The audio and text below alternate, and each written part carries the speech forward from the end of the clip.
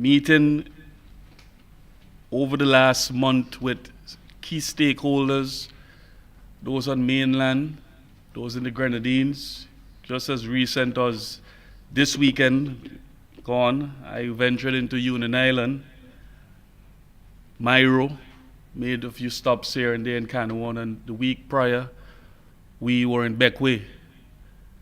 We've met with the tourist board on Union Island, the Easterval Committee, the Tobago Keys Marine Park Management, the Hotel Association on Bequia, taxi operators, artisans, and community action groups.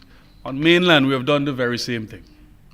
Both taxi associations, tour guiders, operators, the St. Vincent and the Grenadines Hotel Association, and quite a number of key stakeholders. And I am pleased to indicate that we had a very positive response. And persons were quite delighted that we were meeting with them, engaging with them before we arrived at this stage of having this two-day conference, symposium, if you want to call it that, where all of us can collectively share our ideas. And I'm hoping that the next 2 days will be fruitful and engaging.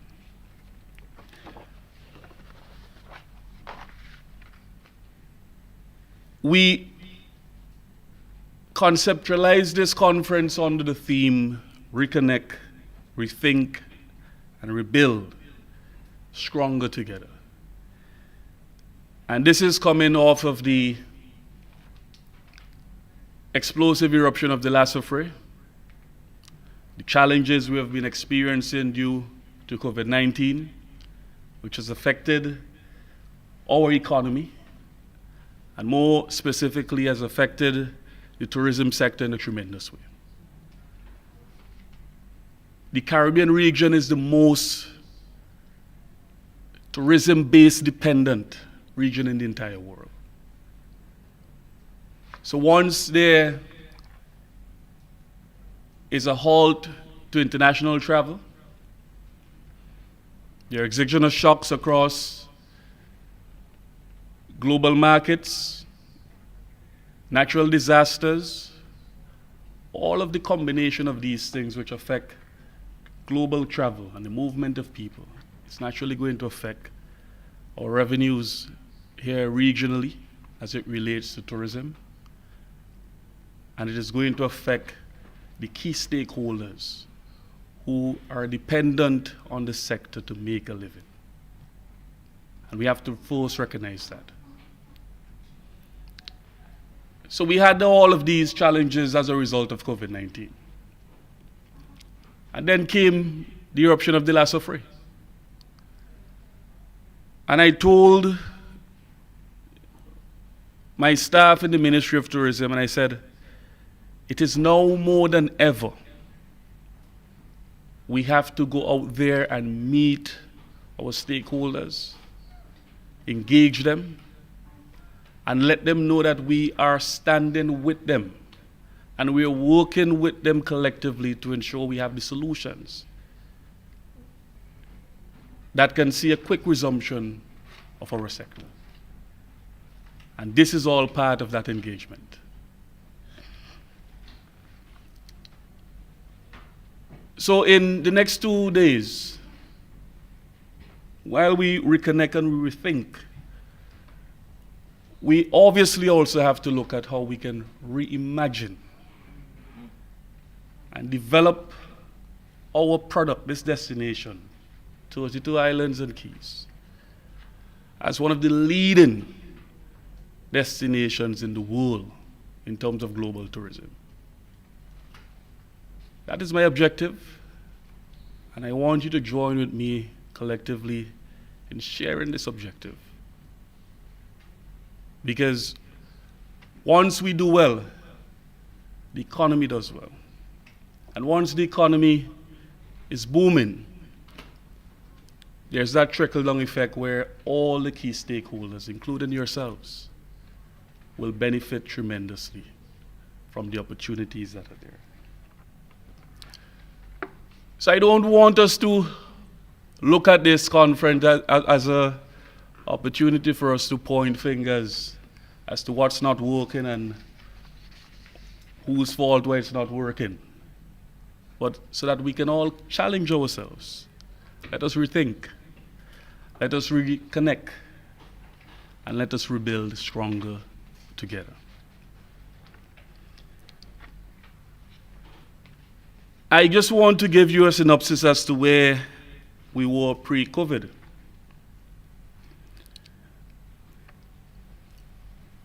We have set the platform for the rapid advancement of our tourism sector by putting in place a very important ingredient to that development, the Argyle International Airport.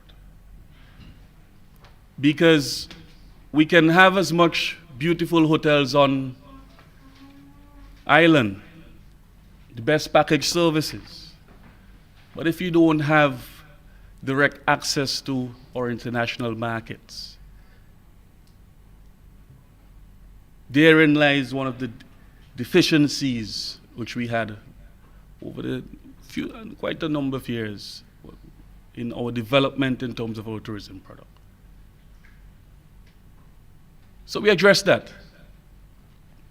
We completed the Argyle International Airport, and within a few months and now a few years of operation, we achieved something which is remarkable. Securing flights to, now this year will be all of our major key source markets. I'm talking about Miami, American Airlines. New York, Caribbean Airlines. Toronto, Air Canada Rouge. And now, this year, October the 13th, we go into London, direct flights from Heathrow to Argyle International Airport. And I want to commend the Tourism Authority, Glenn Beach and his team. They have been doing some tremendous work in ensuring that we negotiate and we get the best available deals with these airlines to get direct access to our markets. That's been a tremendous effort from our state agencies and all of our key personnel. That one simple ingredient, direct air access,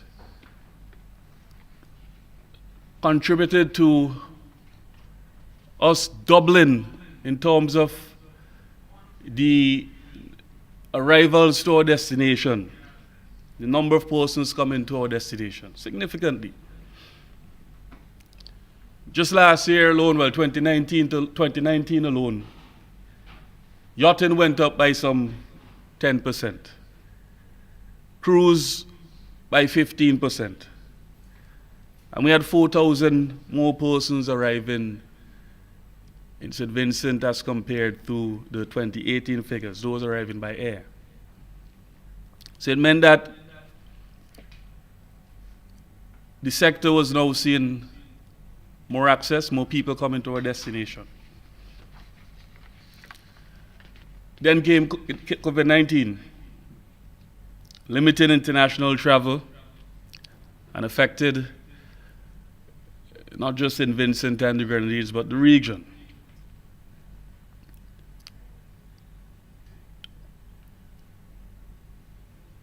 Prior to COVID-19, in terms of tourism and travel's contribution to GDP in terms of the economic growth, we were in the top 20 fastest growing economies as it relates to the tourism product. That is the tremendous amount of work that had gone into developing our destination, services within the sector. And then within a period of a year, well, now a year and a half, we have seen the economic hemorrhage. There are hoteliers who are now telling me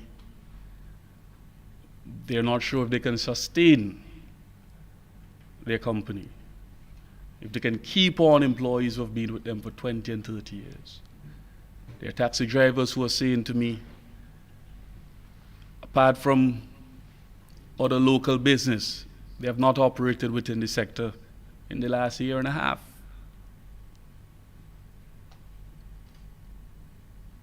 There are tour operators who have not gone on the tour since 2019. And these are some of the challenges that we are facing, which will confront us, and we have to sit and reflect over the next 2 days as to how we can remedy some of these deficiencies. We started this year by establishing a cruise tourism task force, and through negotiations with a number of the cruise lines and working closely with the Ministry of Health, we have established our cruise tourism protocols that will facilitate the resumption of cruise to St. Vincent and the Grenadines. We went from 0 last year to now tentatively 224 bookings. 14 of them are inaugural calls to this destination this year. And all that is made possible because of careful planning and working closely with stakeholders, both locally and internationally, to see how we can develop solutions to some of these problems. As a result of these protocols, they will facilitate, more than likely this weekend, the first cruise call to St. Vincent and the Grenadines in over a year.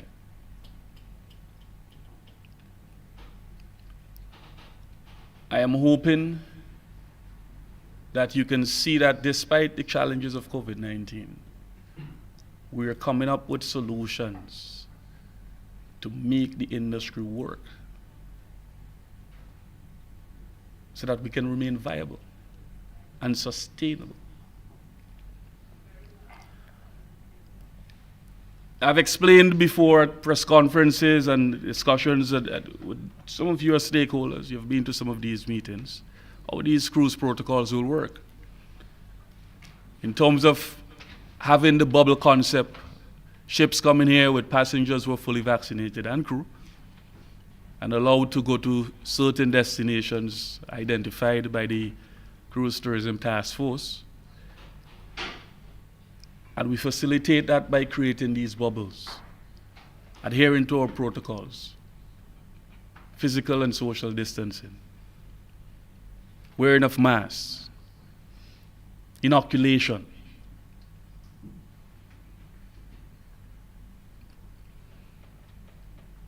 Because we have two options.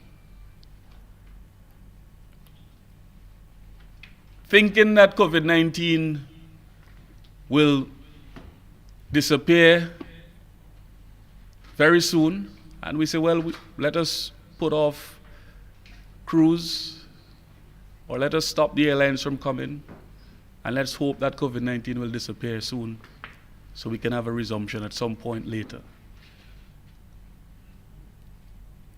Which in my mind is wishful thinking. It is something that is going to stay with us for a while, and we have to get accustomed to that and accept that. And we have to put the measures in place now, which we're doing, which is option 2, to see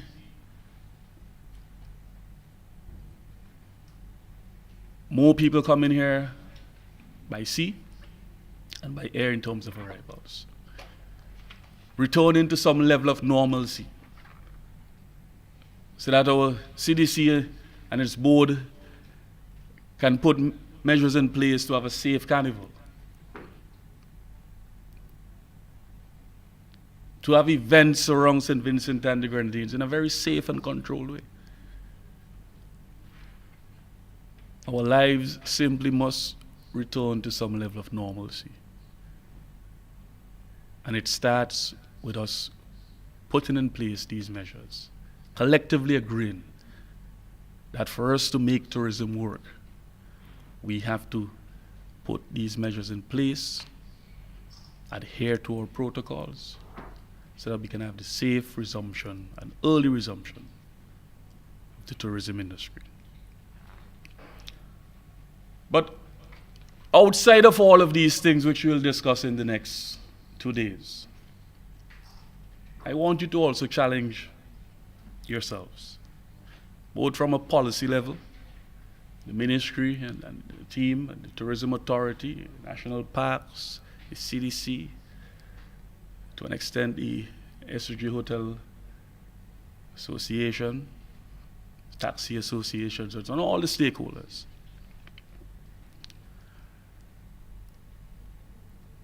How do we go beyond just being a sun, sea, and sand destination?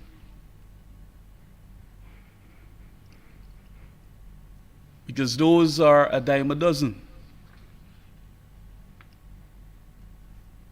And we're competing with similar destinations in terms of their geography, culture, the products on offer. We have to define what makes us unique, what makes this product St. Vincent and the Grenadines, destination St. Vincent and the Grenadines unique, and why and how do we encourage people to come to our destination. We have to look at how we can collectively see greater inclusiveness within the tourism product. It's not just for hoteliers and the operators of restaurants, but our artisans and our entertainers who define our culture must be a part of that product. So when you go to a hotel and you see a DJ playing pop music, and not Hayden Billingy or Rodney Small performing, it raises the question as to how inclusive are we in terms of a broader framework for the industry. Because all the components of our tourism product are strongly supported by linkages. A perfect example of that, farmers, the agriculture sector. If you look at the major hotels within the region, particularly the OECS,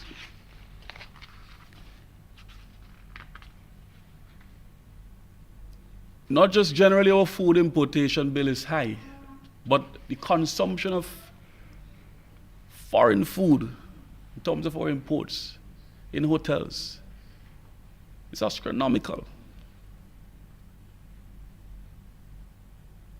So when major hotel chains come to our islands, we have to say to them, what you're importing, we can produce or manufacture.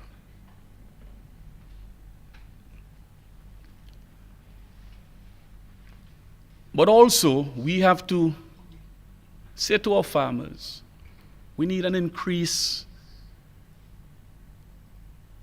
in your production levels and in terms of your quality. So we have to challenge ourselves.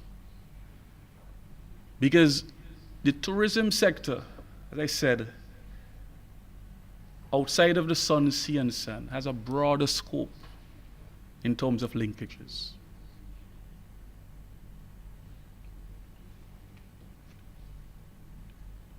It means more farmers are going to be put to work in terms of increasing their production, more fishers, more taxi operators on the road,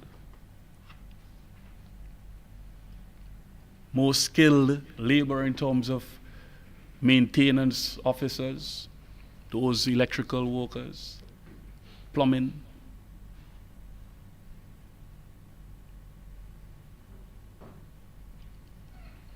And we have to look at it in that particular context. So it's not just the hotels. It's not just the beaches. It's a broader framework in terms of our overall scope of development. And tourism is playing that role. The difference with that and agriculture is that over the years, coming from an agricultural background of our country, and in terms of our exports, we had a monocrop economy. We produced cotton, cane, banana, and this is not just for St. Vincent, but regionally all the countries. And the opportunities for employment were limited to those scope of producers. So if in a given year we only produce to export bananas, it means only banana farmers are going to make a significant amount of money in relation to farming. And perhaps when they spend in terms of the local economy. But with tourism, and I'm not saying that we have to replace agriculture with tourism, I'm simply just saying how expansive wealth is created across the economy. Because it's not just the farmers, as it is limited to a monocrop production base, but in tourism. Hoteliers, restaurateurs, staff at these establishments, taxi operators, tour guides,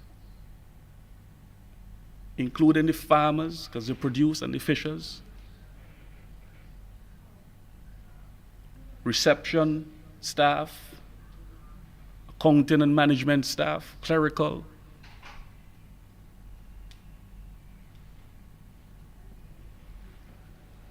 entertainers. When you look at the whole scope of who benefits from the tourism product, it is nearly almost every single worker, skilled or unskilled, within the economy. And then for those hotels who make a lot of money, then the accountants, you have to pay the accountants to do their books. And we could go on and on and on to tell you how diverse and how impactful this sector is on our broad-based economy, whether directly or indirectly through linkages. And these are the type of analysis that we have to bring to the table so that people can understand why tourism is important, why we have to develop the product, why we have to pay particular attention to it as a very fragile industry, but yet one that has tentacles far-reaching in our economy. And I want you to think on that over the next two days. So, two challenges, and I'm wrapping up because we have our featured speaker who will give you a more deeper insight into the industry, having his years of experience in the sector. But I identified air access as one of our deterrents here in St. Vincent that retard our growth within the sector. Second one is the available room stock. So we're able to get people, and they're coming. We have increased our numbers in yachting, by cruise, by air. But if stayover arrivals, if somebody coming in a yacht want to stay at a hotel, or coming by cruise and decide to come back the next year, And very often than not, persons who come in here by yacht or cruise, they do return in different roles, by air, stay at a hotel. But our room stock is also one of the challenges that affects our ability to compete and advance. So a case in point is a simple West Indies cricket tour. They're looking for a hotel that can host 2 teams plus spectators, or even a World Cup. Our room stock affects that, our ability to negotiate and to get these sort of bookings.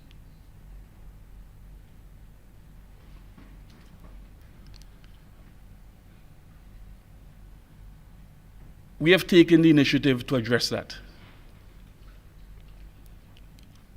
We welcome Beaches by Sandals here to St. Vincent and the Grenadines. Royal Mill just started construction, and then Beaches by Sandals, they will start their construction sometime in September of this year. We are building a 250, 300 room Marriott, private Mountwin. Short airport stops, Holiday Inn Express at Diamond. There are a number for the smaller hotels looking to expand and rebrand, like Le View. I know Beachcombers did some expansion. Number of active entrepreneurs who are going into apartment complexes. They're building, expanding, and you go on Airbnb and you'll see the amount of listings for local apartments and so on. Within the next 4 to 5 years, we roughly will see another 1,200 rooms being added to our room stock, taking us to about close to 4,000 rooms on island. But it's still not enough. So we have to aggressively look at expanding, and the local entrepreneurs and investors. We want to see expansion in our room stock, because with more arrivals to our destination, it's more spending, more foreign exchange being circulated in our economy.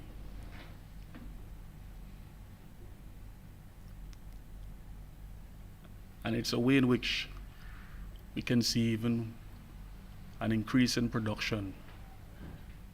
Because just use one hotel for example. A 300 room capacity hotel, filled to capacity on a morning. Almost every single guest will more than likely order an egg for breakfast. That's 300 eggs per day. We don't even have one single egg producer in St. Vincent that produced that large volume per day. But if we add roughly close to 4,000 rooms, as I indicated, which the number will be at some 4 to 5 years from now, and even before that, because some of the hotels have started. In a given year, we're talking hundreds of thousands in terms of production. Fish, dairy, meat, fruits and vegetables.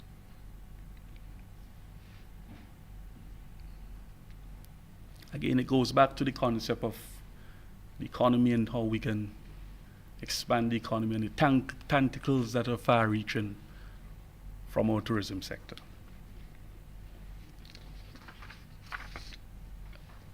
So we have to see and explore the opportunities for greater linkages within the tourism product. And we have to be sharp. We have to be strategic in how we set about this development plan across all sectors. We don't want to run into the problem of increasing production, but to a limited way. But only Kim and all the hoteliers buy off all of the produce, and then the local market is a shortage, and then the price of egg moves from $6 to $10 to 20 and 25. Well, someone said that happens at Christmas time, but we don't want it to happen every day, because there's a possibility of that happening. And that's replicated across the production sector, not just with dairy and eggs and other things, but for everything we produce, there has to be that balance within the production and services sector, and that marriage, that close symmetry, that ensures that all the variables are going in a way that particularly connects. It's not higher, it's not lower, but they meet at a medium. All of these balancing things from a policy level, and how we think and how we articulate our policy is critical and important to the sector. And I want us to ponder on these things. Another point I want to just briefly highlight is domestic tourism and regional tourism.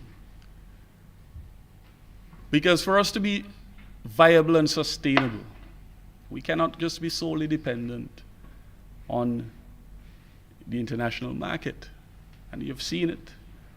Once there's a ripple effect in the global economy, created by maybe terrorism or a pandemic or even natural disasters, you see a slowdown in travel and the movement of people. And then everyone, they put up a white flag and they say, well, what can we do? But we have to look at creating our product in a way that can be sustainable to all of these exogenous shocks. And one of the primary things is that we have to look at our local market. I challenge you, because not enough hotels design rates that are affordable and reasonable and welcoming to locals. We have to move in that model. Some do it, but not all.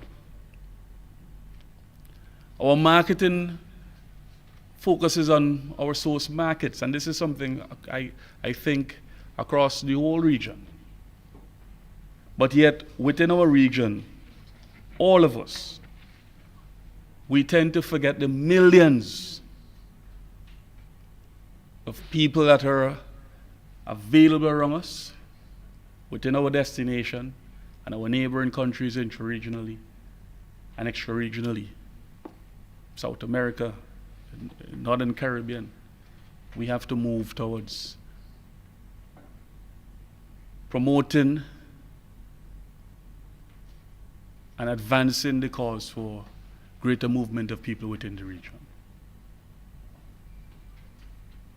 It's an untapped market which we have to capitalize on. And that's why when I see CARICOM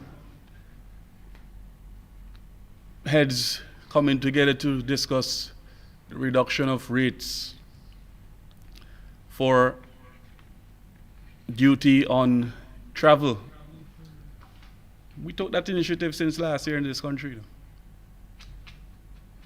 We moved our rates in terms of departure tax, I think, down to somewhat 50%. We took the lead on that since last year. It's nothing novel, it's nothing new. Because we understand that there must be movement of people. And if international travelers are constrained, we have to look at the markets regionally, which we can promote the free movement of people and greater movement of people.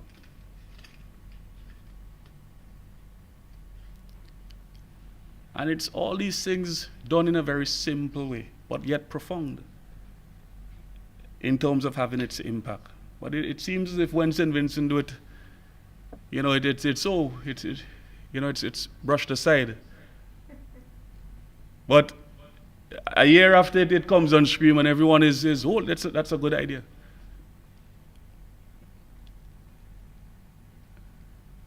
Another variable within the tourism sector which you have to look at. When we increase slightly the room tax on arriving guests at hotels, everyone screamed as if, well, it's the end of the world. Some said no guests will arrive. In fact, we had more guests coming. And this is pre-COVID. The funds from that tax went to a contingency fund. Perhaps one of the few countries within the region to have established such. That fund, I understand St. Lucia started it sometime last year, but that fund alone contributed $30 million.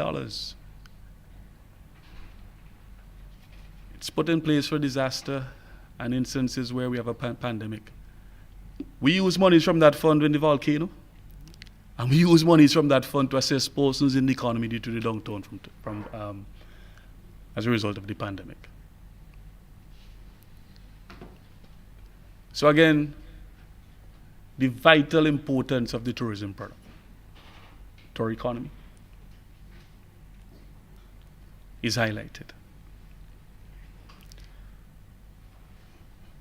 So where do we go from here? And concluding, there are people who simply want to travel, and we have to examine that. 75% of persons surveyed in the US indicated their readiness and their willingness to travel. Largely as a result of the emergence of the vaccine. People are inoculated, they're immunized, and they feel there's that confidence in traveling again. But I will hasten to add that the hotelier is also saying that every booking, every person who calls to make a reservation, they're asking, is your staff fully vaccinated? Are the taxi operators who are picking me up from the airport fully vaccinated? They're booking excursions to the Tobago Keys and other places and to North Leeward. They're asking, are these boats and the crew on the boat vessels fully vaccinated? So simply they're coming expecting that we have a level of protection here for them in terms of our frontline and essential workers at the airport, at our ports of entry, and also in the hotels and the taxi operators.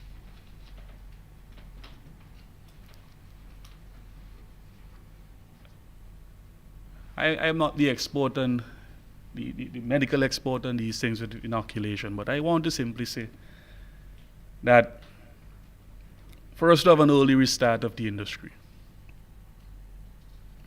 the requirement for inoculation and the drive in terms of taking our numbers up, even if it is just for persons within the sector, because these bubbles we're creating at hotels with 100% inoculation are going to receive approval from the tourism authority as safe, COVID-safe zones, where our guests will feel comfortable. Taxi operators who are picking them up, taking them on tours and so on, it's a similar experience. They want to feel safe and comfortable. And we are granting license for taxis to be considered safe zones once they go through the training with the tourism authority. Over the next couple of days, they will explain on the panel how these things work and so on. But these are simple measures that we have to take and we can take.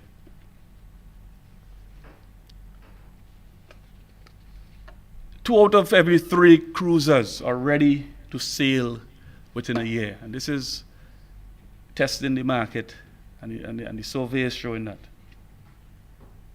74% of cruisers are likely to sail again in a few years. 58% of international visitors who have never cruised will do so. So it's not an end to the world or end to tourism as a product. There are people who simply want to, and they will continue to travel. And usually, coming out of recessions in economies and coming out of pandemics of this nature and natural disasters, there's usually a spike in travel. And as sector stakeholders, we have to prepare for that. We have to put our house in order. We have to collectively see how best we can come up with the right solutions and the plans to make tourism work. The ministry has started by facilitating conferences of this nature and consultations. We have started by the cruise protocols we have put in place, and there are other measures we'll put in place. But I am excited about the future of tourism, and I'm excited about the contribution each and every one of you as stakeholders play in the development of our product. Destination St. Vincent and the Grenadines, the most beautiful country on the earth. Let us not make a mistake about that.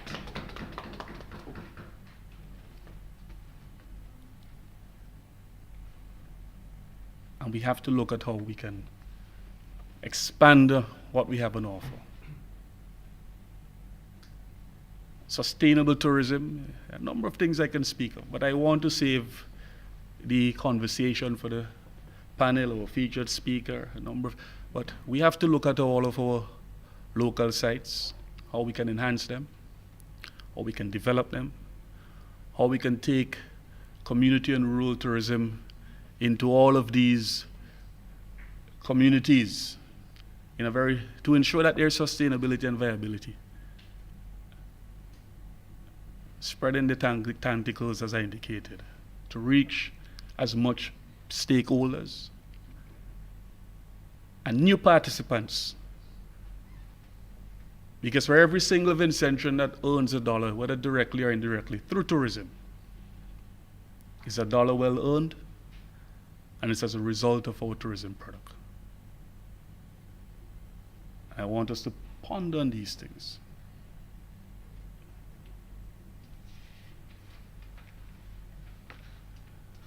I am going to close here.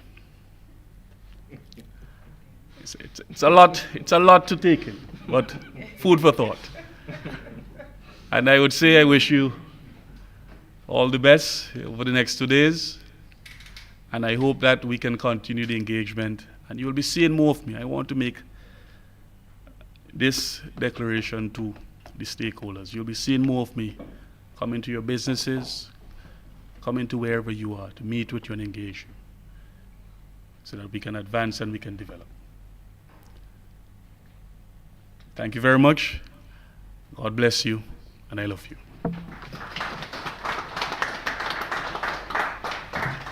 Thank you, Honorable Minister. When a preacher or a minister says they're wrapping up, just wait for it. All right, thank you very much for reminding us that despite the challenges, both local and exogenous, that we must reimagine and work together, strengthening linkages, engendering inclusiveness to develop our fragile sector, and so we can enjoy some level of sustainability, resilience, and normalcy. Thank you so much for that. Without culture, there's no tourism. Can you agree with that? From the dance, to the song, to the music, to the sights and scenes, the poetry. And so we indulge you right now with a culture package. Sit back, enjoy, dance on the poem.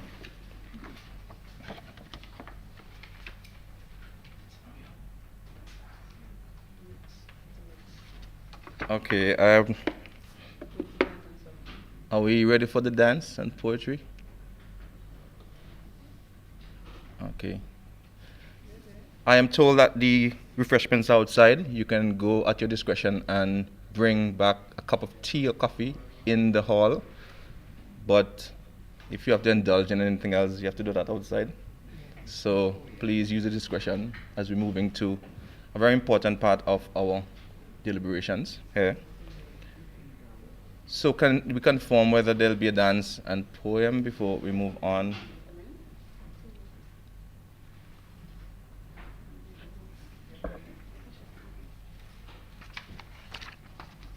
All right. So, yes? All right, so please sit back, relax, and enjoy our cultural presentation.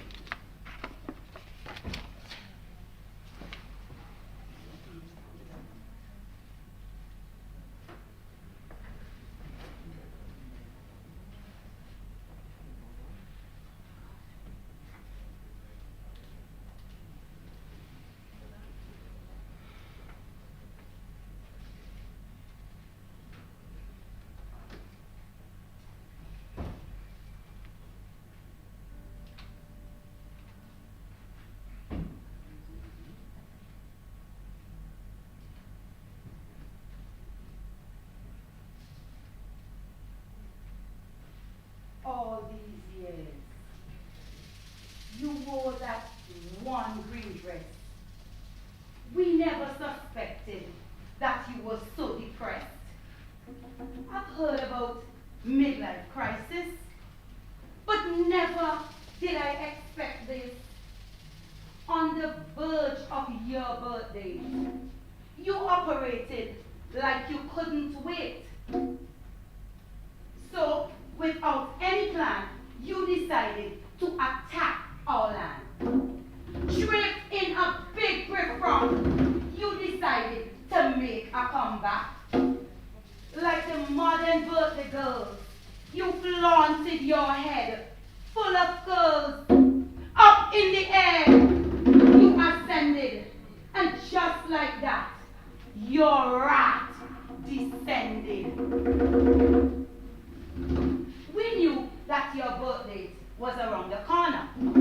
But for some reason, we thought you would have waited a bit longer. But I guess you got the attention you were after. Because just like that, we were thrown in a state of disaster. Our families were displaced. You threw us right on our face. Our nation was in mourning, and you still had the audacity to be groaning. Our backs were against the wall, but Jehovah God will never let us fall. Like any other, we will recover. Our faith will see us through, even if we had to endure you.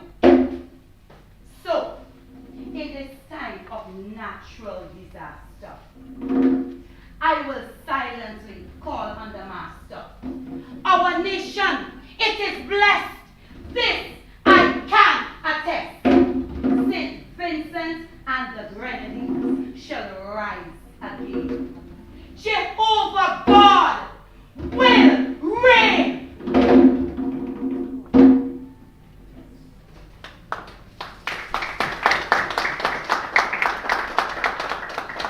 Wow, that was powerful. Give it up for the dancers, the poet, and the drummer. I know them all personally. We have done performance together, and it's so refreshing to see them here this morning and to just show us a bit of what we are, who we are, how we operate here in St. Vincent and the Grenadines. Give it up again. That was lovely.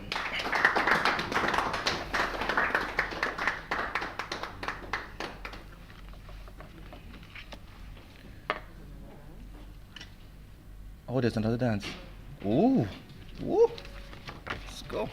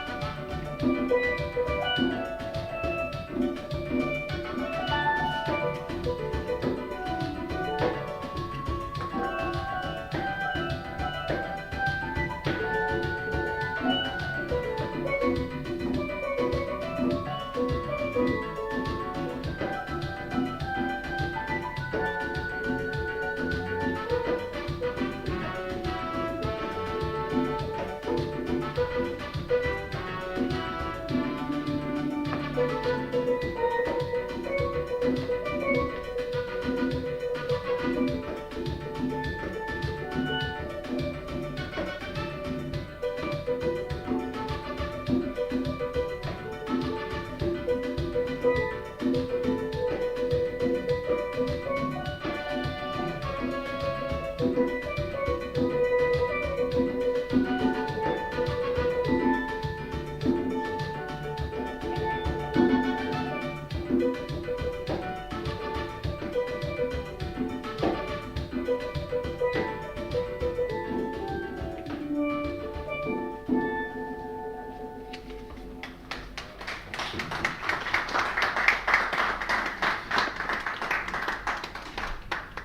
right, that was wonderful. Thank you so much for that. Our keynote speaker today is Mr. Vincent Vanderpool Wallace.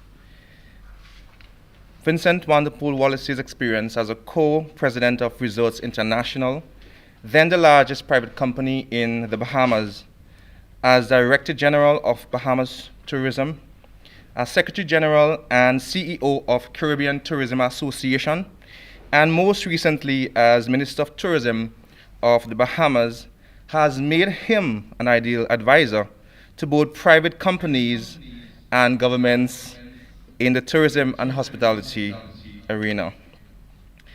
He has been the principal architect of policies to ensure robust public-private sector cooperation, and in all his initiatives as a result of bringing a unique perspective to the growth and development of businesses and destinations that rely on hospitality for their profitability and their economies. His tenure covered the most performing years in Bahamas tourism, whether measured by total visitors, by hotel visitors, by cruise visitors, by tourism revenue, or by levels of visitors' satisfaction. He is a graduate of the Harvard University with a BA and the University of Miami with an MBA, from which he graduated at top of his class. Awards include being named as one of the 50 most influential people in Caribbean tourism in the past 50 years. Named Person of the Year for the Caribbean by Travel Agent magazine, selected by Fast Company magazine as one of the Fast 50 global champions of innovation, as well as awards for lifetime achievement from the Association of Travel Marketing Executives International, and from the Hospitality Sales and Marketing Association, which also named him one of the extraordinary minds in hospitality. He has served as a member of the Board of Directors for the Central Bank of the Bahamas and as chairman of the Hotel Corporation of the Bahamas, which was tasked with selling 10 government-owned hotels. This latter effort resulted in the successful establishment of several international brands in the Bahamas. In 2009, he was included in Her Majesty the Queen's Birthday Honors List and awarded a CBE, Commander of the British Empire, for his contributions to the development of tourism. In 2010, at the World Tourism Organization Summit at World Travel Market in London, he was one of the 6 ministers of tourism from around the world selected to give advice of the best way forward out of the Great Recession. He was recently invited to serve on the University of Miami Business School, Latin American and Caribbean Advisory Board. Mr. Vanderpool Wallace lives and works out of the Paradise Island, Bahamas, and Miami, Florida. Please give a rousing welcome to our keynote speaker, Mr. Vincent Vanderpool Wallace.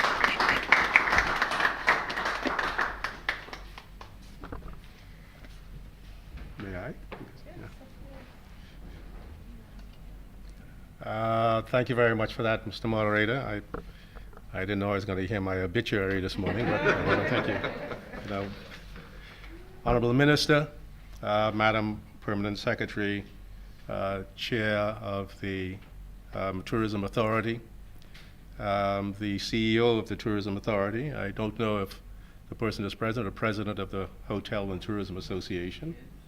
Good. And also, ladies and gentlemen, it's always good to be here in St. Vincent. There is no other place in the world where I go around and see Saint in front of my name so often, so it suggests that there's still a great deal of hope for me. So I love the idea of being here.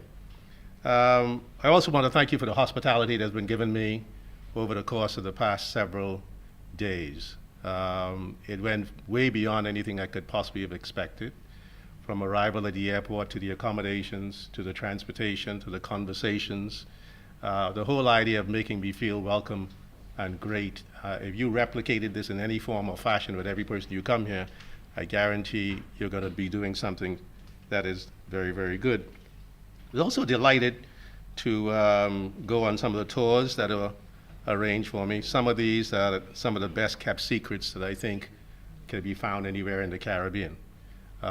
Because yesterday my day at the Botanical Gardens was something that was so beyond anything I expected that I can guarantee you there is no botanical gardens anywhere else in this region that comes close to that.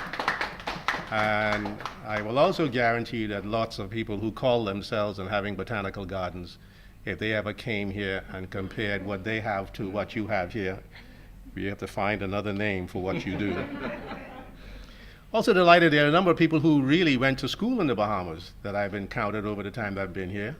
The CHTM of UWI and also some of the other areas, and the exchanges that have been happening between St. Vincent and the Bahamas over the very many years, including as recently as last week, is something that has been exceptional in this region. We believe in learning from one another and making sure that we begin to share what we have as broadly as we and wide as we possibly can. I'm telling you already, I went into the CEO's office this morning and I'm stealing 2 ideas that I came across while I was here. I'm taking them back to the Bahamas as my own. So anybody can tell me that they are not my ideas. I hope you will be quiet about it. You know, it has been something that it's a great deal of delight to see what you're doing in terms of rebuilding. Some of the things that the minister outlined. That's extraordinary and very important. Some of the infrastructure, the airports, the new airport that's there, some of the brands that you're bringing to this country, they are very, very important. And so that continuation begins to bring more visibility, certainly St. Vincent, in a way that is going to resonate for many, many years to come. So the whole theme of reconnect, rethink, rebuild, stronger together is something that resonates quite well with me. I'm listening to the minister, and one of the things that always reminds me is, and Napoleon said, you know, the purpose of a leader is to define reality and give people hope. Well, I think he did a magnificent job of that. I'm telling you where things are, but also talking about the hope for the future, the new things that are going to happen that will bring a great deal of hope. And that's a very important part of some of the things you do. Now, I have to tell you that my view on tourism is a little bit peculiar. I also have to tell you, because of the 2 people who spoke before me, that everything that I say is entirely views of my own and do not necessarily reflect the views of anybody with whom I'm associated or any organization. Because every now and then people think that some of my stuff is a little bit far out, but I can tell you some of it has been proven to be right over the years. So I'm very happy about that. And so that disclaimer is always very important.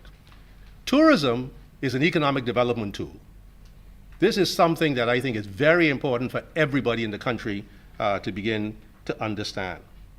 But it is the most misunderstood, mismeasured, and therefore mismanaged economic sector on earth. And when we begin to talk about areas of it, why it's being misunderstood, it is really only, and the PS referred to this earlier, is the only economic sector on earth where every single citizen is involved. It's the only one. The customers and people who come and visitors and guests and local guests who come and enjoy whatever we have in St. Vincent, they don't care if they're maltreated by somebody who is not working in tourism. They go back home and talk about that negative experience. So it doesn't matter. And so if you don't understand that fundamentally, you're going to find yourself in a situation where you're fixing lots of things and trying to figure out why isn't it working. It is the entire community that it's all about. There is no such thing as private sector tourism or public sector tourism. There's only one tourism. And it has to be a combination everywhere and always about what's the right thing to do. And one of the things I have spent probably one of the few people I know who spend as much time in the public sector as in the private sector of tourism. And I can tell you, one of the great mythologies that we got to get rid of, that somehow the people in the private sector are always smarter and better than the people in the public sector. It's nonsense. I can tell you that it's something that has to be addressed, and people to understand that is a very important part to understand this is collaboration. And there is no higher or lower part of the public or private sector. Everybody has to work together in order to get things done. And so I also say something, but I also understand why. There's no such thing as community tourism. None. Why? All tourism is community tourism. And if you've got to go define community tourism, that means you're not doing the totality of what tourism is all about. Because it has to be, tourism is of the people, by the people, and for the people. And so if you're not doing that, then you begin to segregate it and talk about some of these other components. And I understand why we talk about community tourism, because it's going to bring it back. But there is no such thing as any tourism that is not community tourism. And that's a very important part of what it is.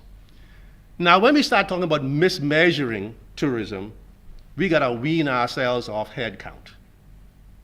Now, I say wean because it is a slow transition. You can't measure tourism only by head count. Now, let me say at the same time, head count is very important. Why? I don't care how wealthy the person is. They get one car they're driving in terms from the airport. They have one meal at a time. They sleep in one bed.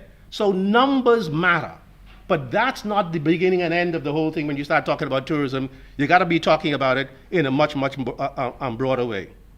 It is mismeasured because I've seen in too many areas in the Caribbean, particularly if you go and talk to the Ministry of Finance, the only thing they're looking at is the direct taxes and say, this is what tourism is delivering me.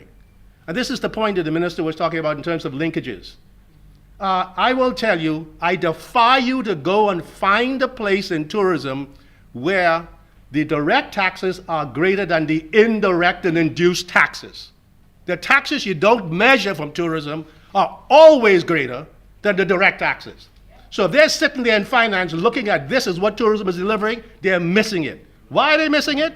Because 100% of the income of some of these people who are working in a hotel comes from a visitor coming here, spending money, and they're getting a salary. When they go to the supermarket and paying VAT, that's tourism taxes too.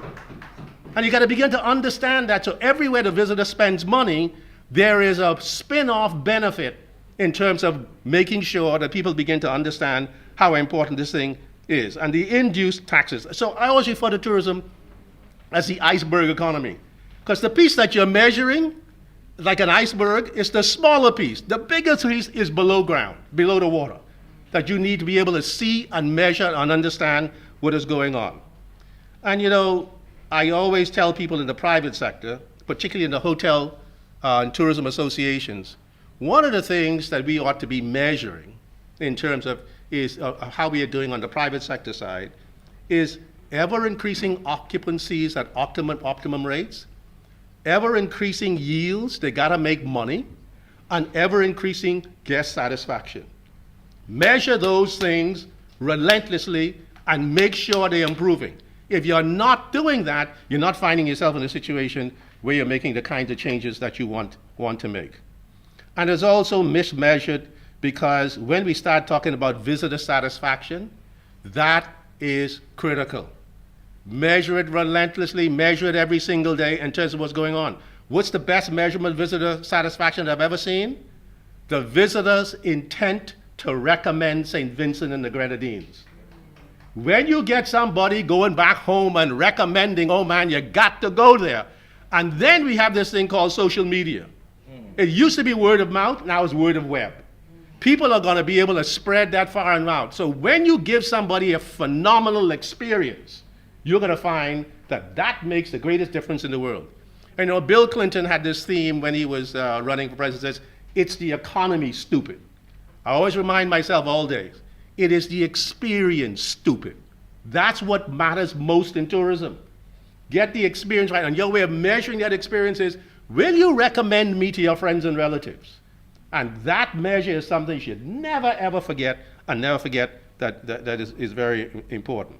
So if it is misunderstood and mismeasured, it cannot help but being mismanaged.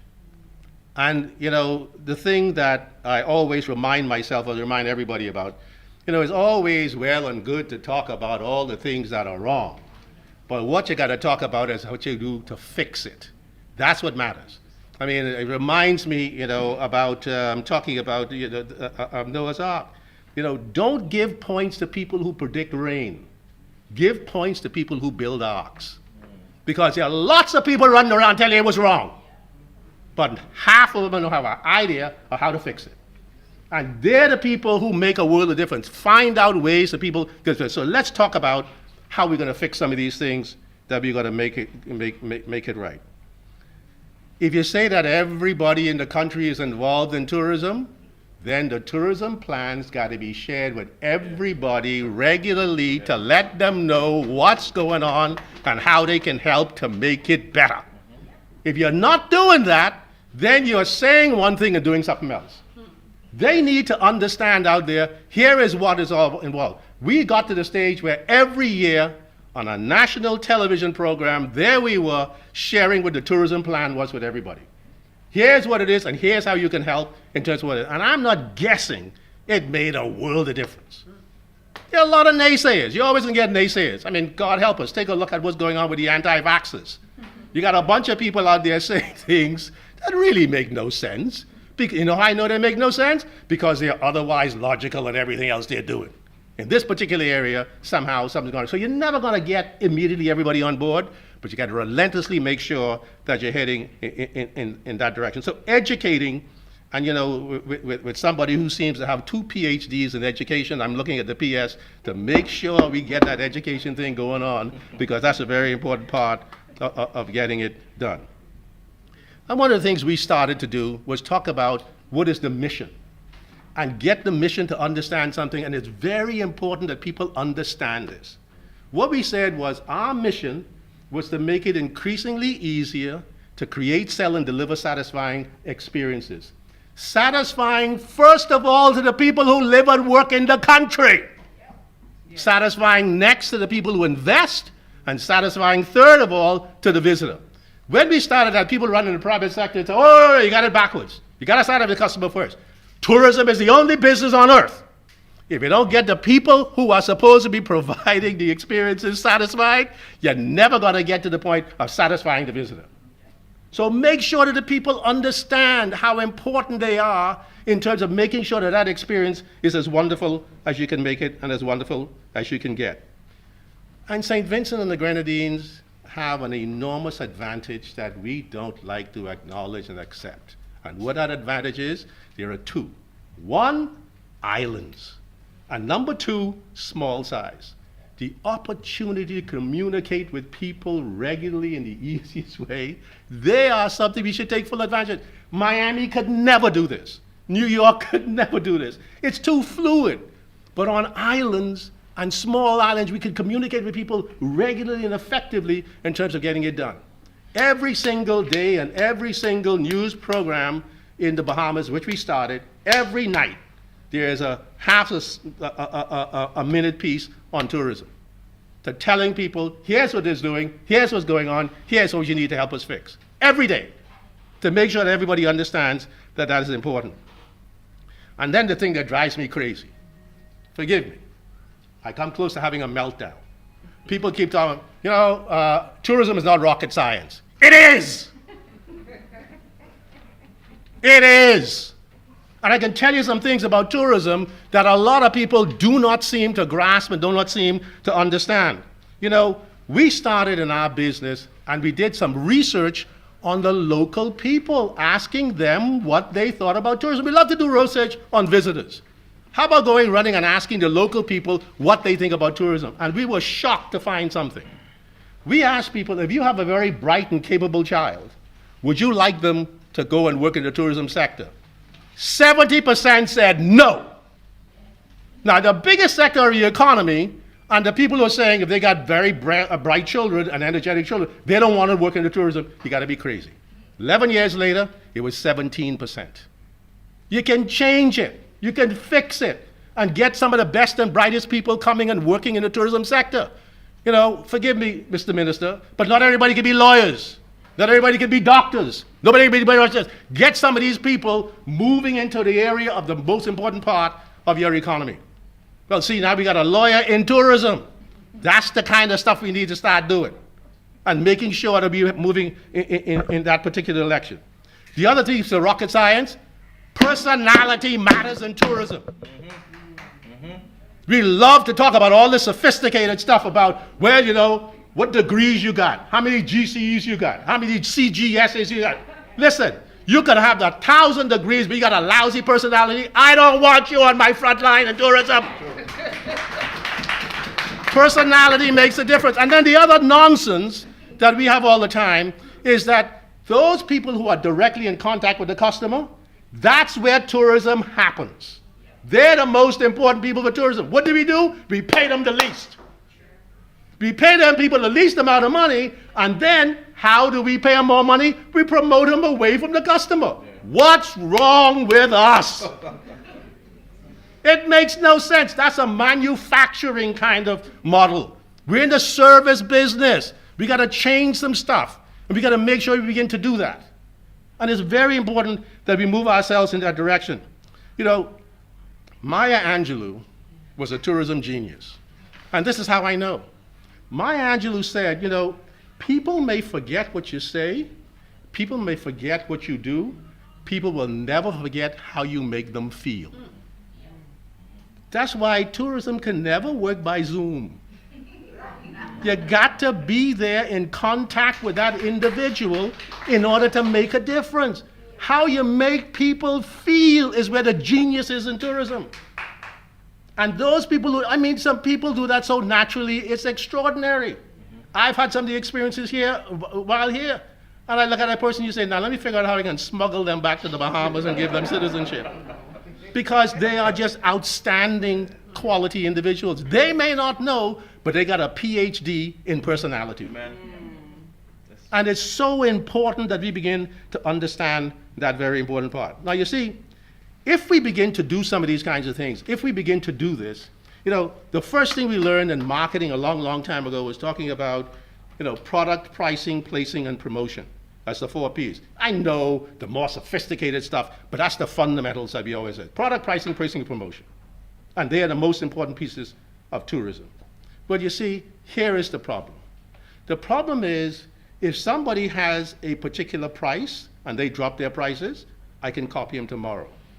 If somebody started writing some advertising that seems to be working in terms of what the promises are, I can go and copy that tomorrow. So when you start talking about some of the promotion stuff, in terms of placing, meaning distribution, we find a new tour operator that's doing very well, and somebody say, hey, wait a minute now, they're doing well with tour operator, we go copy that tour operator tomorrow. Now, let me tell you something. When you begin to get an entire population moving in the direction of providing high quality services to anybody who comes into the country, nobody can copy that tomorrow. So what should you be doing? You should be doing something that enables the entire population in your island to make sure that they are as welcoming and as embracing it, because it cannot be easily copied. It takes time to get done, but it ain't something that can be easily copied. And it's a very important part of making sure that you're getting people headed in the right practice. Now, the minister mentioned something that St. Vincent very quietly did 2 years ago. Was absolutely brilliant. And what that was the business of reducing the fixed taxes on airline tickets. Now, you know, this is something that we've been talking about for 20 years. St. Vincent ran out there and did it because it makes a substantial difference. If anybody tells you it doesn't make a difference, walk away from that person, because that's somebody talking nonsense. You see, every single country in the world, and go take a look at it, the largest number of visitors come from those places nearest by. But the distance that they had to travel has to be reflected in the cost to get there. If the cost to get there is not right, they go someplace else. There are too many people in the Caribbean who are flying to Florida because it's cheaper to go to Florida than it is to go to the place next door. It's nonsense. We're in the business of selling Florida because of our insanity. You see, the lower the base price that the airline has, and you put a fixed tax on it, do a little piece of arithmetic. If the $100 base airfare and there's $100 in taxes, I just added 100% to the cost of that ticket. If it's a $1,000 ticket coming from London or wherever it is, and you add a fixed base of $100 on it, it's just a 10% increase. I learned that in primary school. Now, why did it take us so long to begin to understand this? But it's got to be on a cooperation on both sides, because both ends are paying these taxes. So the initiative that St. Vincent started, we hope it becomes a real virus to go around the region, because the largest untapped market for the Caribbean is the Caribbean itself.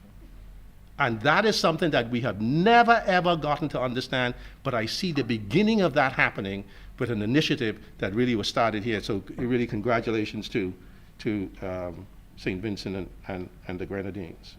Now, when we start talking about mismeasured, there's something called a tourism satellite account that economists talk about all the time. We need to get those in place to understand the flows of tourism spending throughout the economy to see how the benefits go. We can't guess about it, because you're not going to find it in the Ministry of Finance on a line item. You see, you'll get the departure tax on a line item, you get the guest tax on a line item, but all those other taxes are commingled in the rest of it. You got to tease them out through a tourism satellite account so you see those that are coming directly from that. And we also now, the next thing we need to do is really to fix the mindset in tourism. And this is something that another one that really bothers me. You see, there's a guy in a cruise line by the name of Mickey Arison, who is now the chairman of Carnival Corporation, who told me something a long time ago that I never forgot. He said to me, here's the difference between the cruise business and the land business. And let me just tell you, in 2019, there was no Carnival ship that came to the Bahamas, the Nassau in particular, that was not 100% filled. Not one. Now, why are they so much smarter than we are? And I asked him that question, say, how come you guys do this and we can't do it? He says, let me tell you the difference.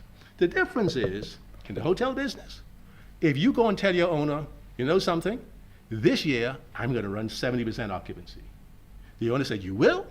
I'll give you a bonus at a particular rate you do that. If you go into the cruise business and you said, boss, this year I'm going to run 70%, you get fired. We got to understand that we got to work together. Every night that a room is vacant in St. Vincent and the Grenadines is an opportunity lost forever. The profit that you make from where you are today to go to another level is substantial. Let's say, for example, you get 60% occupancy year-round. Let's say you get 50% of your GDP coming from tourism. If you move that 60% to 90%, you have just added another 50% to your GDP without bringing in one more room. So occupancy is a big focus. It's the crossover point between the public and private sector. We got to work together at every single step to make sure we're growing the occupancies, because those things are the ones that make a substantial difference in terms of what it's all about. Then the other thing that is mismeasured is the perception of what is going on. It's important to understand the perception locally, but it's equally as important to understand the perception of the customer on the outside to your product, because their perception is what matters more than anything else in terms of their ability to buy it. The Bahamas had a hurricane, Dorian, in 2019. Huge hurricane that really had devastating effects on the country. Guess what? The Bahamas has so many islands and island groups. It's extraordinary. we say 700 islands. We know that is 700 islands at very low tide, but it's okay. That's what we brag about. There are really 18 islands and 18 island groups. Actually 16 islands and island groups. Of the 16 island groups, there was really only 2 that were affected.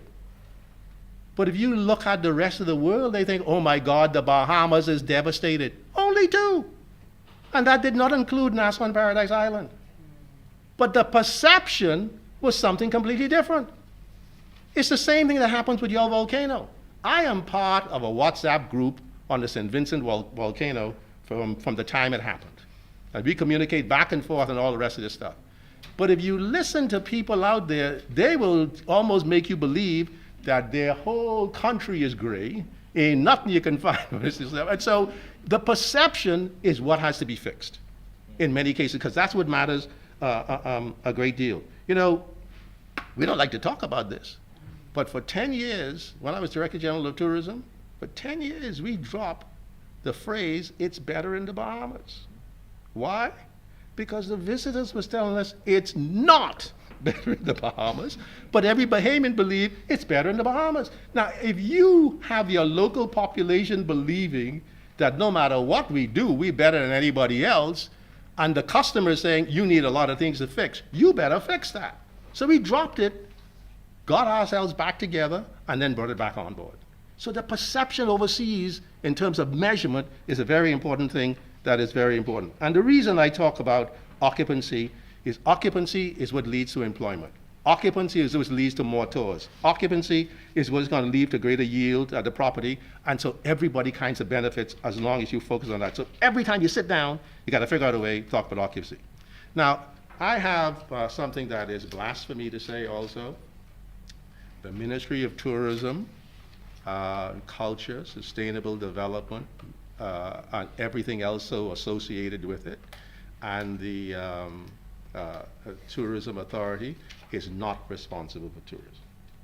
Everybody in the country is responsible for tourism.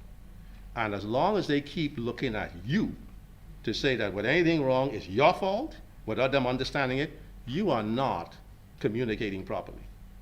We're all in this boat together. And it's very important that people begin to understand it.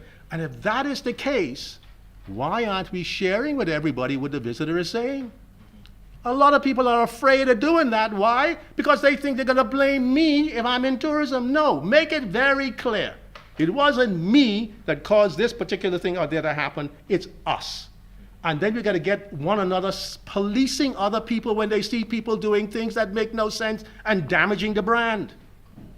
Unless you tell them that, they don't know what to do and how to fix it in terms of making some of the things get so much better. So sharing information with the public is something that's very, very important. The Minister talked about the marinas and some of the other things that are happening here, and that's an extraordinary thing, and that's the reason why we have always thought, you know, the similarities between the Bahamas and St. Vincent and the Grenadines is so strong, because you have this kind of main area that people know about and come to, and then you have these series of islands that's just wonderful for sailing. I mean, I surely shouldn't say this, and I shouldn't say it publicly, but I once tried to lure somebody who is in this room to come and work for out islands in the Bahamas, because I thought they were doing such a wonderful job. But you know, they were so indignant about the offer, I guess they never decided to take it up. That certainly didn't work. Now, the mismanagement part of it, there are some things that we have to begin to recognize that is changing in the world, has changed dramatically. I was delighted to hear the PS say that one of the stakeholders that they consider to be very important here is the Department of Immigration. Very few people understand that one of the greatest tools ever created in tourism is called that immigration data. There's no reason in the world why anybody should ever come and say to me, have you been here before? You should be able to tell me, you've been here 4 times before, and here are the dates you came here. That's what digital technology begins to do. There is always the possibility of looking at all the people who have come to St. Vincent before with great regularity, and also who have rated their experience wonderfully, and communicate with them regularly and tell them that you want them to come back. Tell me another business in the world where before you come in the door, you got to tell me everything about yourself. Name one. We have this opportunity, and people see it as part of an admission ticket. If I don't fill that thing out properly and give you the information, I can't be admitted. It is an amazing business. So the collaboration between immigration and tourism, you should get married. It is so incredibly valuable in terms of, and there are some benefits downstream on that I could tell you is going to make a great deal of difference. And to deliver some kind of actionable insights that are amazing. I mean, some of the data, I'll give you a couple of quick examples. Some of the data we went and started looking within the Ministry of Tourism of the Bahamas data. And we noticed some things which were very strange. One was we had large numbers of people flying private aircraft from Europe to the Bahamas. You say, oh my God, this doesn't make any sense. The data got to be wrong.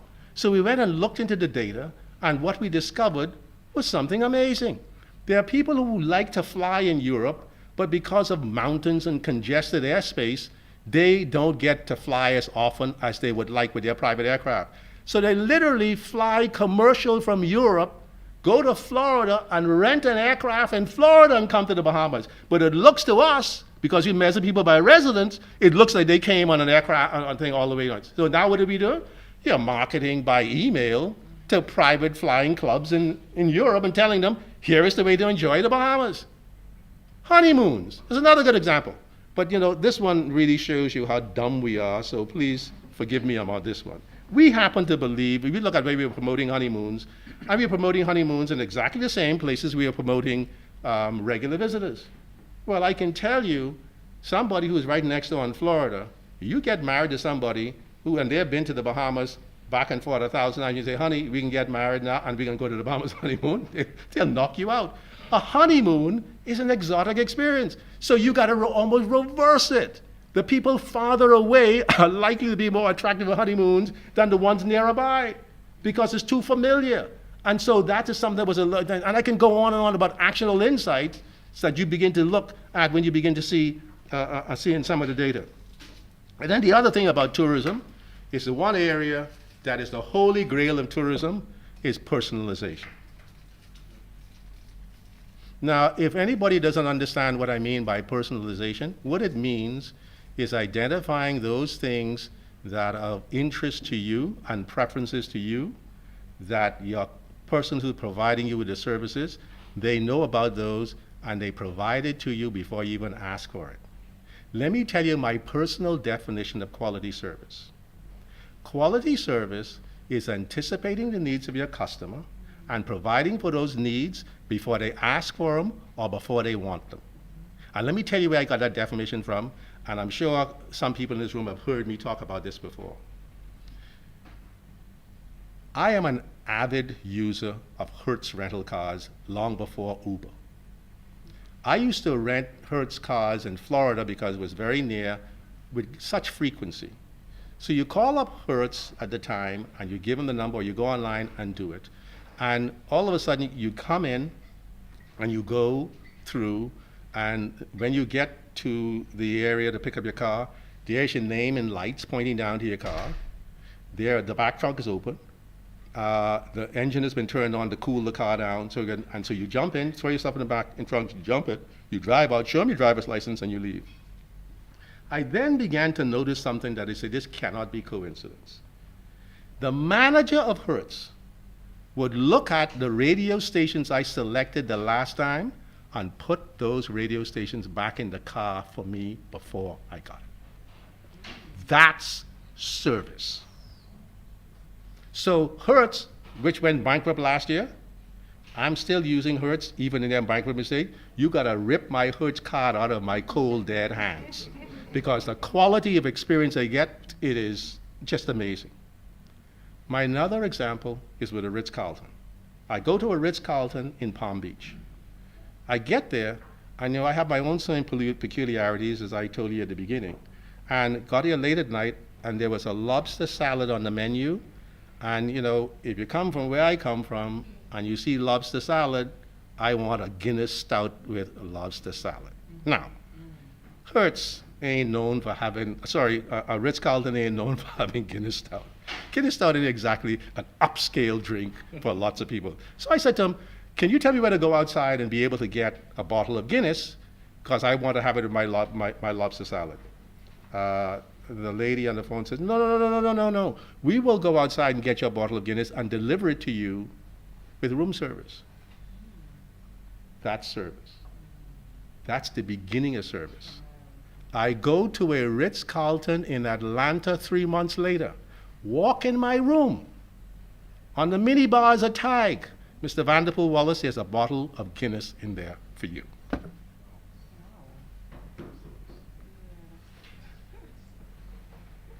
The service that we are talking about in this region, the minister said the Caribbean is the most tourism-dependent region in the world. Let us decide we're going to be the most tourism-competent region in the world. We're going to deliver tourism better than anybody else. And when you begin to gather the personal interests and preferences of people and provide it to them before they ask for it, I'm telling you, that's the home run. Because that is what makes a substantial difference in terms of making people understand what we're all about. So when we start talking about reconnecting, when we start talking about rebuilding stronger, when we start talking about reforming, when we start talking about all the things as the theme of this conference, I think it's very important for us to understand there are some fundamentals that we need to get right. We need to show that we understand this business better than anybody else in the world by including everybody and letting them know what we expect of them and letting them know where we are falling down and where we are achieving and what we are doing right. We need to understand that private and public sector have to always work together in terms of getting some stuff done. I mean, I used to have some very zany things I used to do. I'm not inviting anybody to talk about it or to do it, but you know, there were things that would go and break down in a government building. I would call some hotel guy in the private sector and say, I need you to come fix this. Because I know it was going to take a time for the Ministry of Works or whoever it is in order to get there. We had that kind of relationship that was going on. Something that I would not advise anybody here to do, but something that I did and almost got fired for it. I decided that this business of people saying, oh, anybody could work in tourism. So one year I made an announcement without getting permission from anybody. The only people who are going to work in the Ministry of Tourism this year are going to be valedictorians of high school. In order to show people we want bright people working with us too. P.S. don't write that down because if you do that, you'll be in trouble. So the whole point is making sure that you communicate to people what it is you're looking for in terms of the quality that you try to get stuff done. And so the measurements of what's going on, and then share the measurements and let people know how we are doing in a whole variety of ways so you can make the kinds of decisions that make a substantial difference. And then when we are understanding it properly, when we are measuring it properly, you'll be amazed at how much better we're going to be able to manage this business. And I promise you, when we get the occupancies and the level of satisfaction and the yields going up, you know the fastest way to get an investor to come and invest in your country is show them that you can make so much money here so easily that there's no place else for you to go. And my people are so embracing of what it is you're trying to do and so aligned with it that you have no other choice but to go anyplace else. That's the fastest way to get people to invest in the country. So ladies and gentlemen, thank you very much for your time. Thank you very much for the invitation. It is always a joy for me to be here, as I said, for reasons before. And always a joy for me really to be any place in the Caribbean, because I really think that this is God's gift to mankind, and it's something that we have not done the kind of job on that we ought to be doing. I really believe the biggest gap between actual performance and potential performance is right here in the Caribbean. And from everything I've seen since I've been here in St. Vincent, you're right. This is the Caribbean that people have been looking for. Thank you very much for your attention.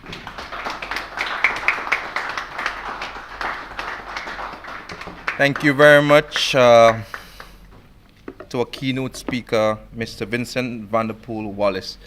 That was very exciting, very insightful, and you know, it's awoken in me some things that I've been thinking about. But thank you for painting the picture of tourism as the iceberg of the economy. It means that there is a lot more to the sector than meets the eyes, and it involves everyone and everything to ensure visitors' satisfaction. I like where you talk about the personalization bit of it, and that definitely something we must take advantage of. Thank you again. At this time, we have the question and answer session, just about 15 or so minutes. You can ask any question you like to the keynote speaker, and I'm sure he'll be happy to engage you with some answers.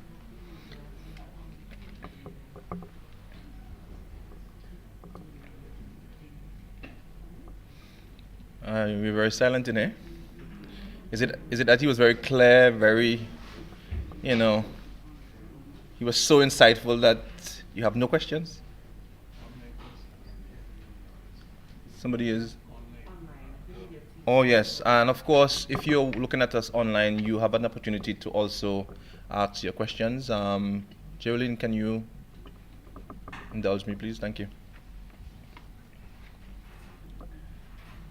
Bianca, you have a question?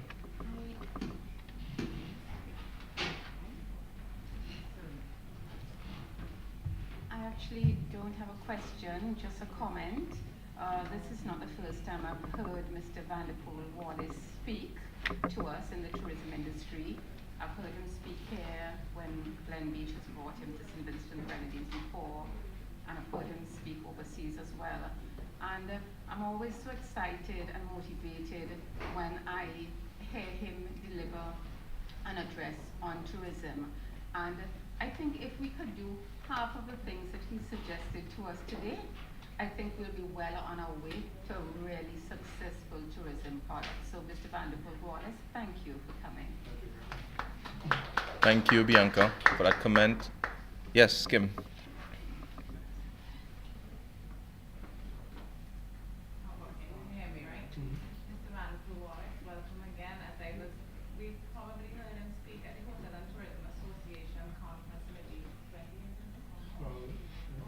Yeah, that was at Sunset Shores, remember?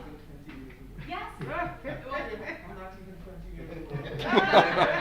and as Bianca said, I like to endorse, it was very uplifting and something, and we needed after a year and a half of difficult times. I'm also the president of the Hotel and Tourism Association. How can you see public and private sector working together to get tourism to move forward, to develop? As you said, it seems to me like, for example, let's take the vaccine. The vaccine is a hospitality industry driven, so the taxi drivers have to have it, the tour operators have it. Hotel. Why can't we get to see that everybody needs to have it? It can't just be one sector. So I like this, how you said it's everybody's business. So we've been saying that for years, but we're not doing it. So even collaborations with the private sector and the Hospitality Institute, how can we work together to move forward our tourism? Just give us some ideas how you did it and we can help. Well, I think without question, the starting point is one plan. I will tell you, and you know, people have to decide for themselves, but we had one plan that was a private and public sector plan and how we're going to work together. We had, you know, the agencies that we worked with. The private sector came in at the same time and commented on and helped put it together. When we were talking to the public, the private sector was there talking to the public also, so that people are seeing that it's one plan being articulated by private and sector people together, moving in one direction. So I think that's a very important part. I want to take it a step further. How do we work together? Let us form companies together. Let us work together to build industry. Do you understand? Not just in consultation. Yeah. Let us work together. I see the fallout from the COVID. I see the definite need for that moving forward, where we have to create businesses together. Yeah, you know, the part about it is that the creating businesses together is a difficult thing to do, because the bottom line are generally different between the public and private sector in very many cases, and you know that, and I know that. And so, if the bottom line is always that we're going to focus entirely on how much is dropping to the bottom line, and that's going to be our measure of success, when the public sector is saying our bottom line is how many people are going to be employed and are going to benefit from this, because you know and I know that in many cases one of the ways the fast drops stuff to the bottom line is not so many people involved in terms of putting it together. So it's always been very difficult because you have a different bottom line. But in terms of objectives, that to me is the better way to go. Because if you don't have very clear sets of objectives that can be agreed on, you're going to run into trouble. But as soon as you start talking about bottom line, that's it. And you know, and by the way, there is something in the country, and that's why seeing the Ministry of Culture as part of this organization is a very important thing. Now, there is something, I mean, there is a gentleman by the name of Sir Sidney Poitier, who I think most people know. One day I was sitting and talking to him and telling him about our culture and our wonderful culture and this what we're doing and that culture and all that stuff. So he stopped me. He says, you know, you got to understand your culture is everything that you are. There are some things about your culture you want to change.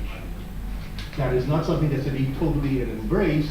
And many times in the private sector, what I see in terms of they have somebody who has a certain culture coming to the organization, the thing is, I'm not going to bother about changing that, just cut them off. But it doesn't work so easily in the private sector, sorry, the public sector in terms of doing that. So I think you can work everywhere together. Very difficult to do it when you start forming businesses together. Might I remind you, please, that we have an online audience who need to hear you. So please turn your mic on, or if you are next to somebody with a mic, please use it.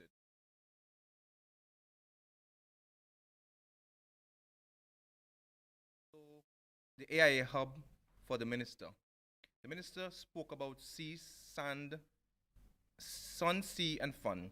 This is a traditional approach to tourism. What plans are there in place to enhance sport tourism, improve the entertainment value within the destination? This is from Kingsley De Freitas.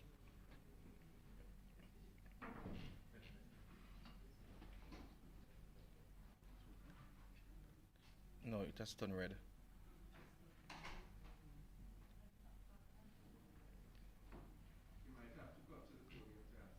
Okay, we can do that, yes.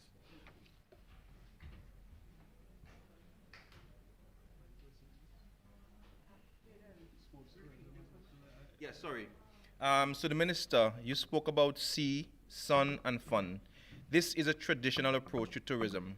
What plans are there in place to enhance sport tourism and improve the entertainment value within the destination? Thank you very much, Kingsley, for raising that question. In fact, and that's the very point I was raising, is that we have to move away from the traditional sand, sea, and sand destination and look at how we can creatively bring into our tourism product varying types of parts of our culture, and as articulated by Vanderpool Wallace here as well, in relation to that. Now, sports tourism and adventure sports and the likes, not just in particular to sports, but one of the things that we have to look at as it relates to, there's abandoned jet skiing. And I know the hoteliers are saying, well, we have to look at keeping this in place. But the reality is, adventure tourism and sports tourism is a growing niche among a lot of our guests.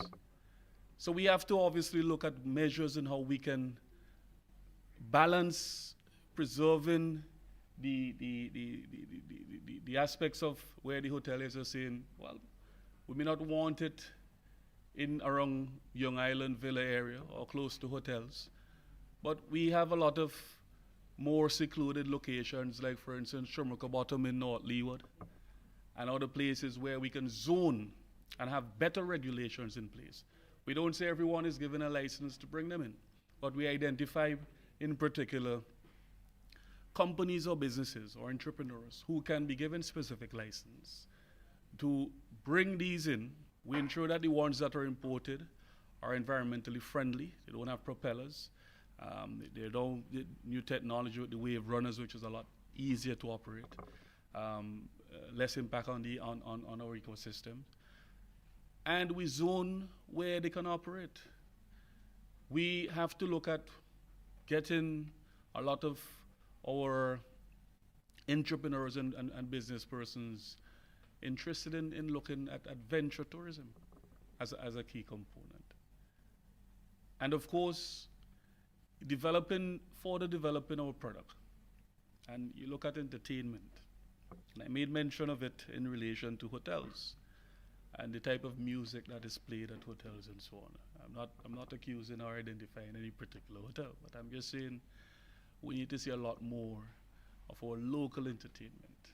We need to see how we can marry culture as a key component, an integral component to our tourism product. On all of these things that we have to look at collectively. I mentioned some time ago to the CDC. We do a lot of these tours across Kingston.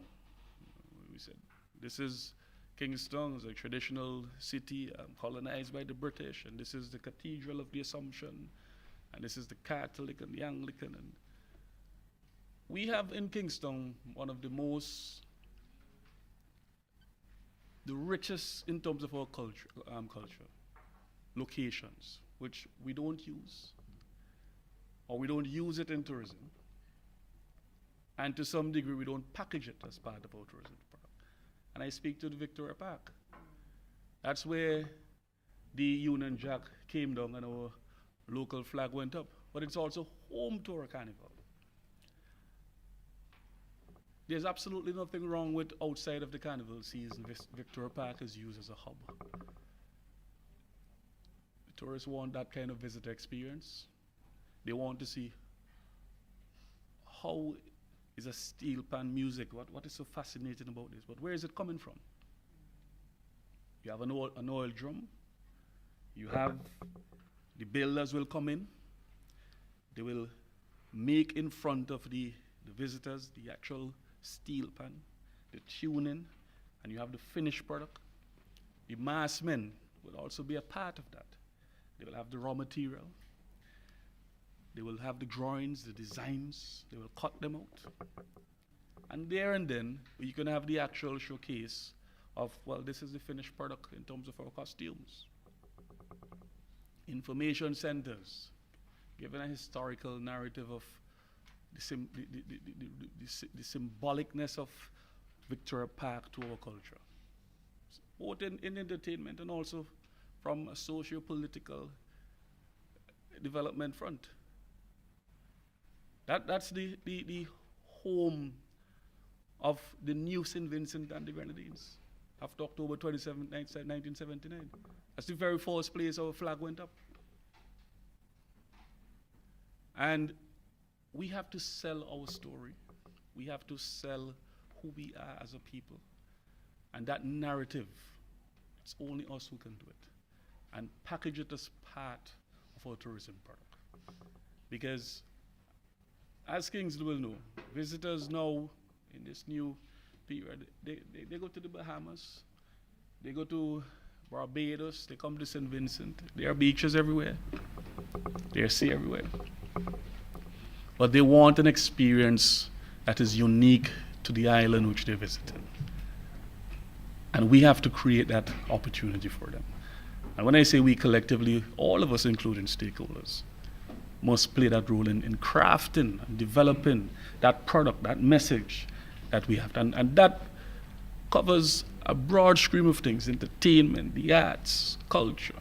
And of course, new innovations in terms of introducing different types of components to our product. And we have to obviously look at that. As Kingsley indicated, tourism, sports tourism, but also adventure tourism. It's a big key. And we collectively must look at these things and see how we can improve what we have in terms of our product. Yeah. Thank you very much, Minister. Any questions here in the conference room? If not, we go to a question from the Curator's House. This is addressed to our keynote speaker. What advice would you give to the Minister to the young and seasoned entrepreneurs as well as other businesses that are directly and indirectly connected to tourism? So you mind reading it again?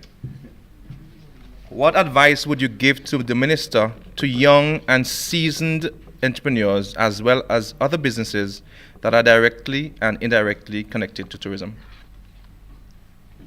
Yeah, I think we've gone over some of that before. I mean, the minister hit on something that I think is so very important, and we were chatting about it on the way to the conference here this morning.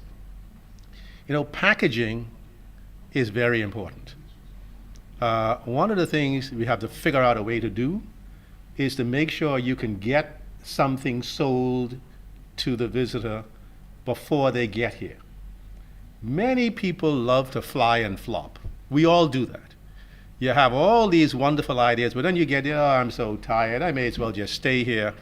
But if you figure out a way to sell that product before they get there, you're going to find that it's going to be far more.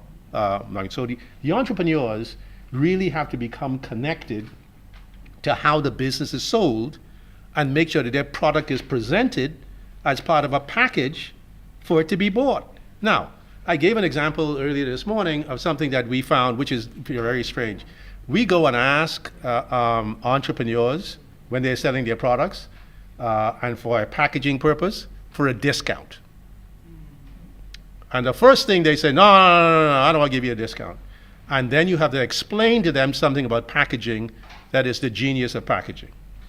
The genius of packaging is breakage. Large numbers of the people who buy the package and pay for that item in the package do not use it. So that person who is receiving that revenue is getting money without having to impart for anything.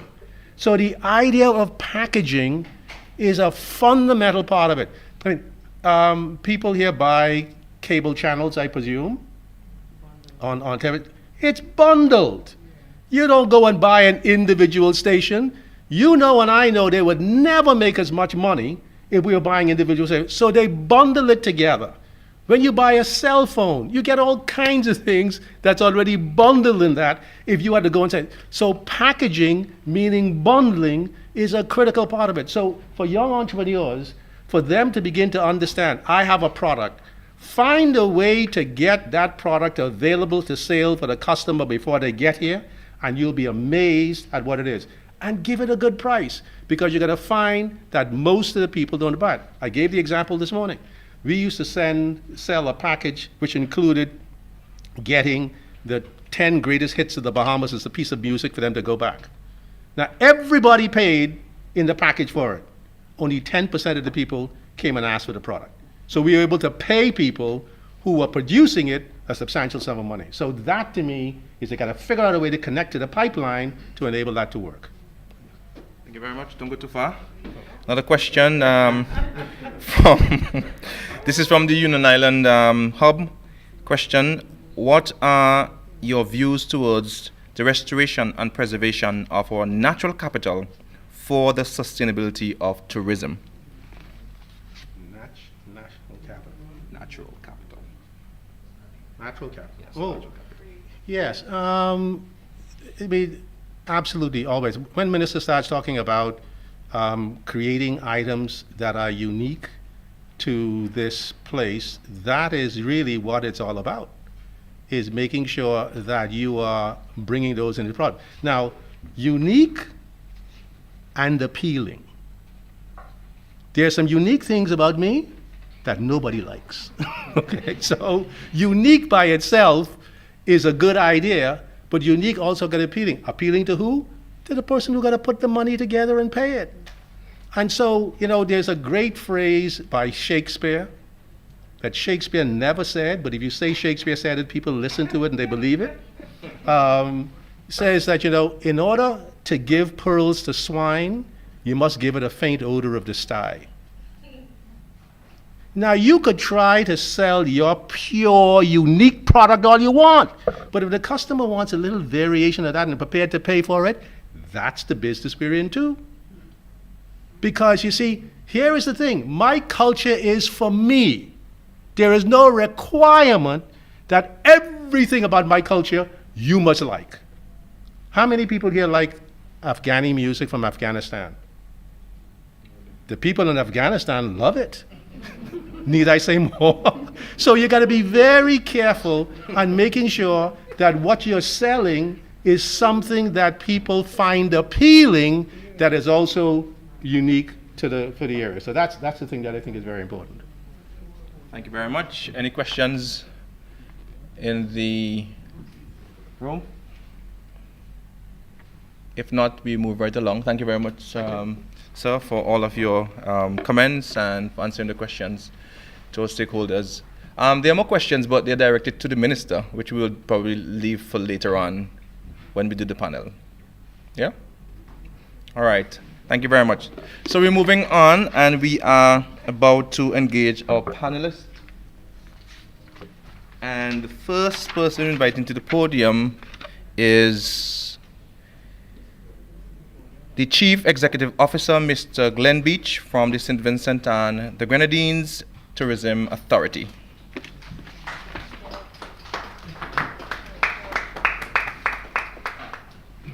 And please remind you, you're given 15 minutes to speak. 10 minutes. 10 minutes. He's wrong, it's 10 minutes. I was told 10 minutes. I think the Honorable Minister, the PS, and Mr. Vanderpool Wallace have done a tremendous job of conveying a lot of what we're here today for. Honorable Minister, PS, Mr. Vanderpool Wallace, MC, with the unique hat.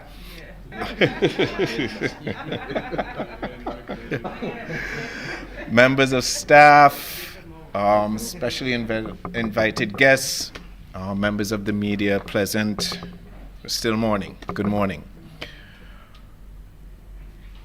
This has been a difficult time for all countries around the world. The pandemic, but especially St. Vincent and the Grenadines, we've not only had to deal with the pandemic, we've had to deal with the eruption of La Soufrière, and a few weeks ago we even had to deal with a hurricane coming through St. Vincent and the Grenadines. And it has made a lot of our jobs within the industry a lot more difficult. The hotels will tell you that they have been hemorrhaging to a certain extent. The airlines will tell you that also. Tour guides have not, if their only dependency was on tour guiding, they have not worked in quite a while. And the list can go on and on and on. At the Tourism Authority, this has not gone unnoticed. And one of the things I've always said, and many people will know I've said this, every ministry within government is fighting for the same dollar. And every ministry believes their ministry should take priority in what the government should focus on. Tourism is no different. One of the statements that Vincent made earlier, and it's something I had this discussion, I think some years ago he and I might have spoken about it. And I noticed people clapped, applauded for it, is that you get that statement that tourism is not rocket science. And I get it constantly. I get it from even government officials, to make it seem less than some of the other industries. As important as it still seems less. At the Tourism Authority, one of our main focuses is that of marketing, standards, research, negotiations with airlines. It is training. It is difficult. because the expectations are always high. And what was said earlier about the fact that private and public have to work together, I think is one of the most important aspects within the industry. The marketing aspect, which is something that a lot of people consider most important that the Tourism Authority does, is not what I consider most important.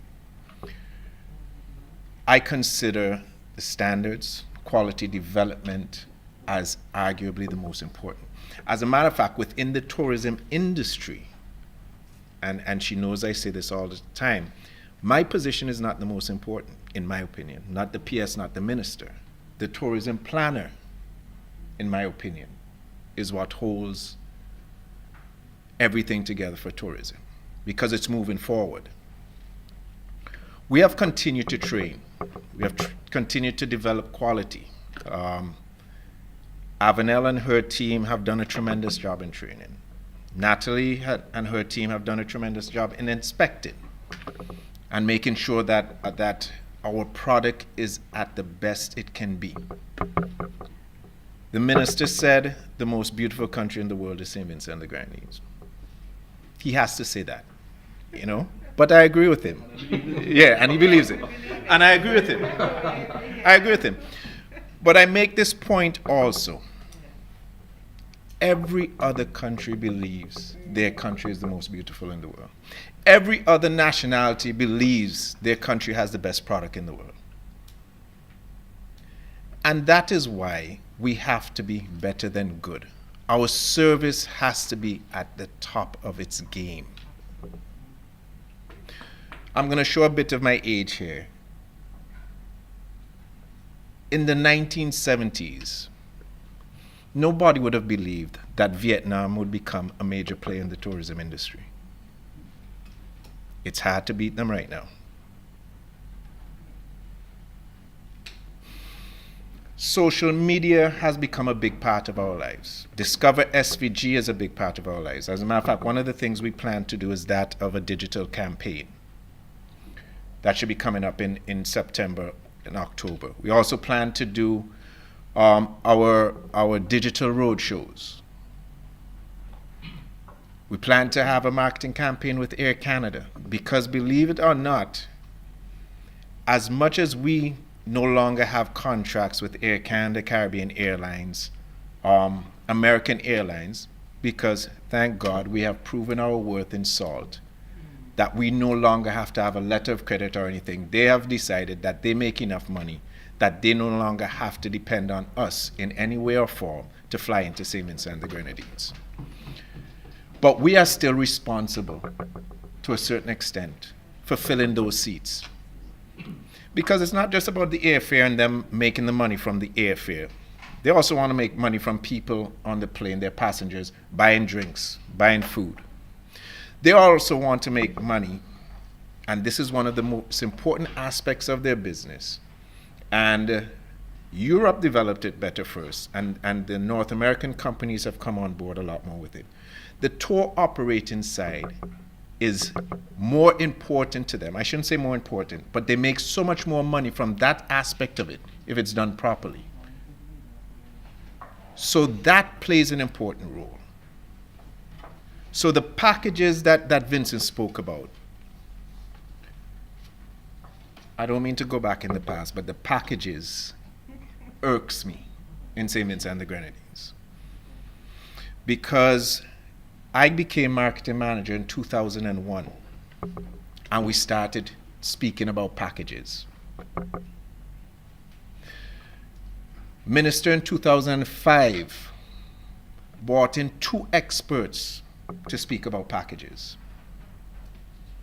CEO late 2010 brought in Aspen to speak about packages and to go on their system.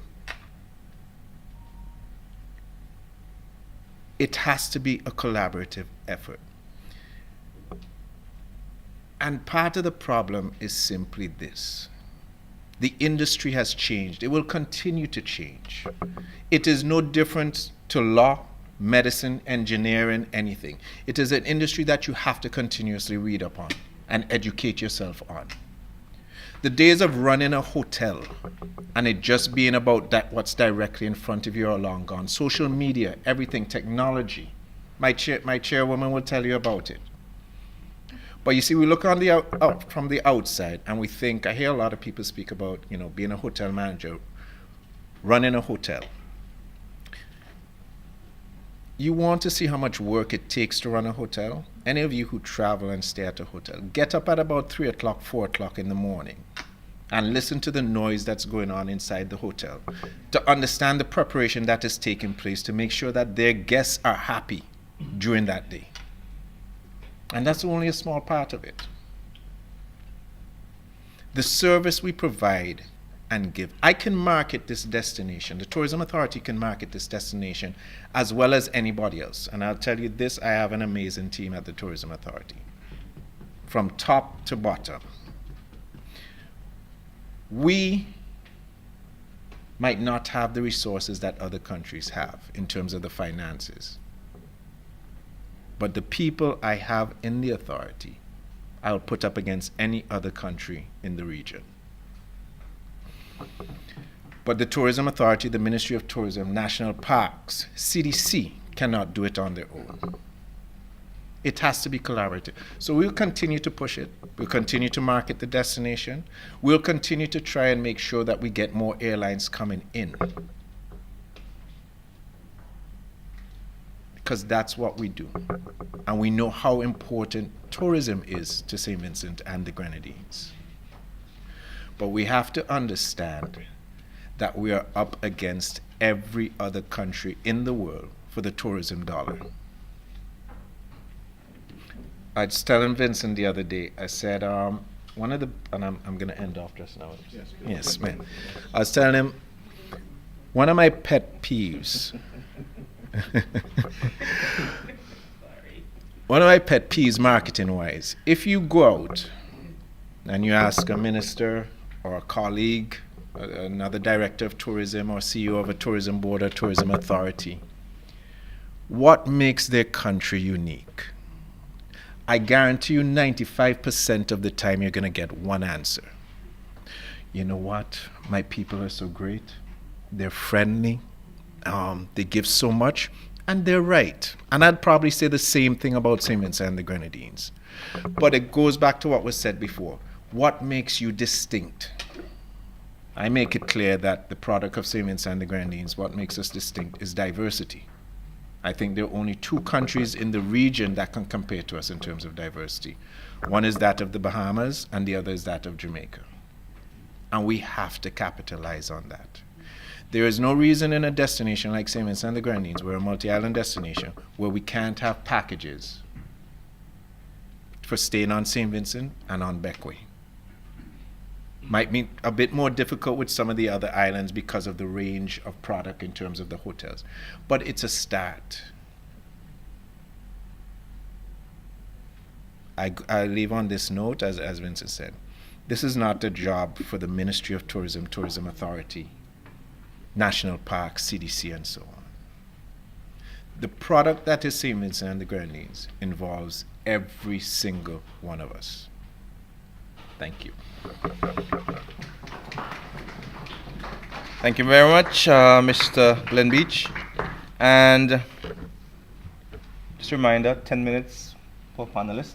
At this point, please make welcome to the podium the Director of National Parks, Rivers and Beaches Authority, Mr. Andrew Wilson.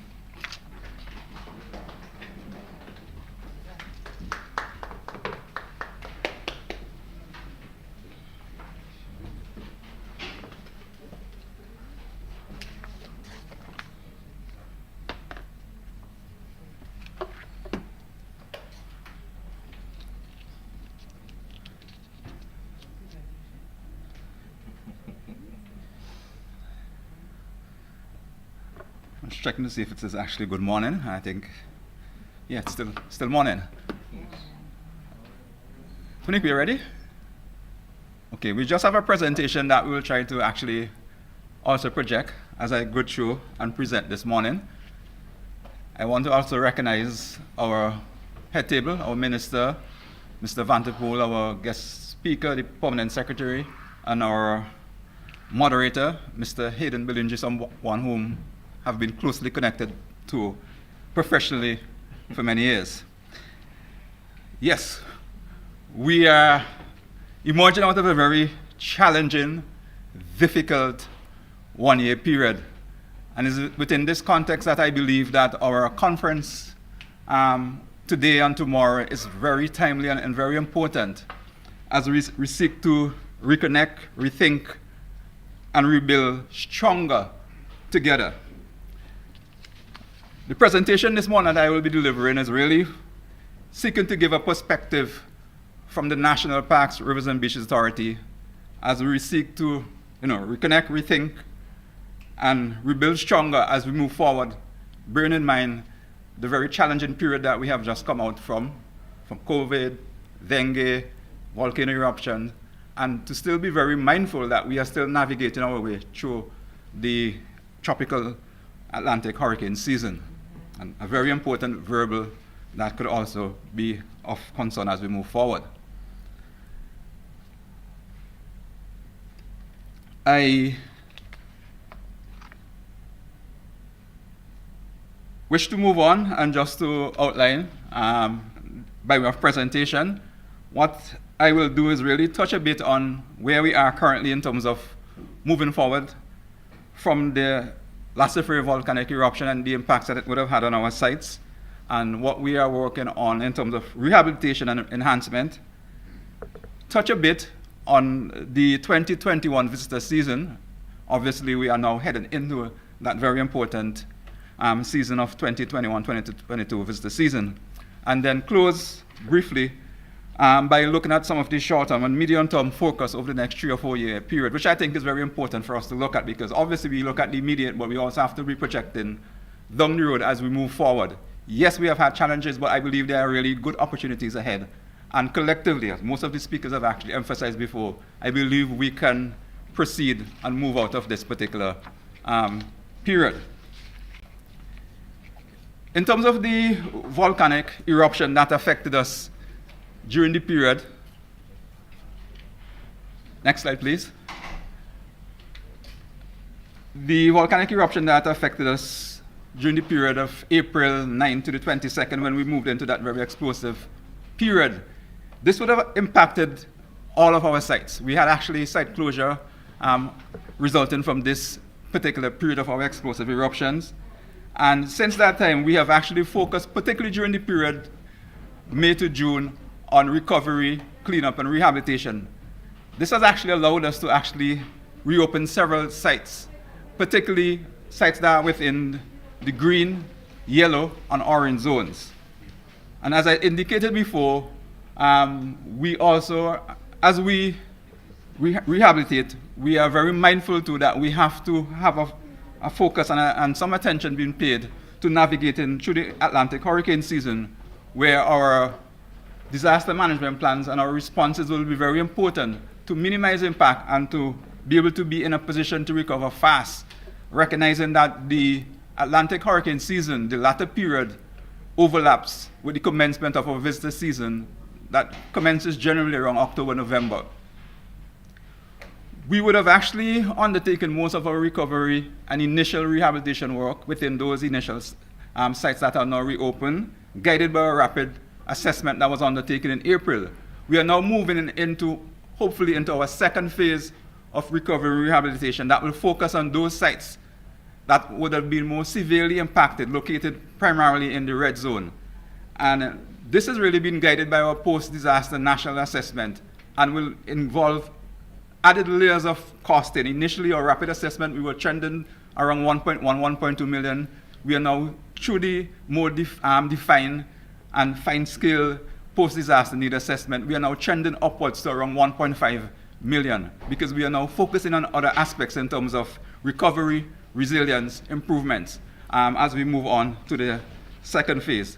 Hopefully, we would be able to undertake these work at several of our sites, and hopefully before the end of the 2021-2022 season, see some of these additional sites, all things being equal, all the clearance being given, being rehabilitated and returned into a state where we could have these sites being part of our nature tourism product offerings for St. Vincent and the Grenadines.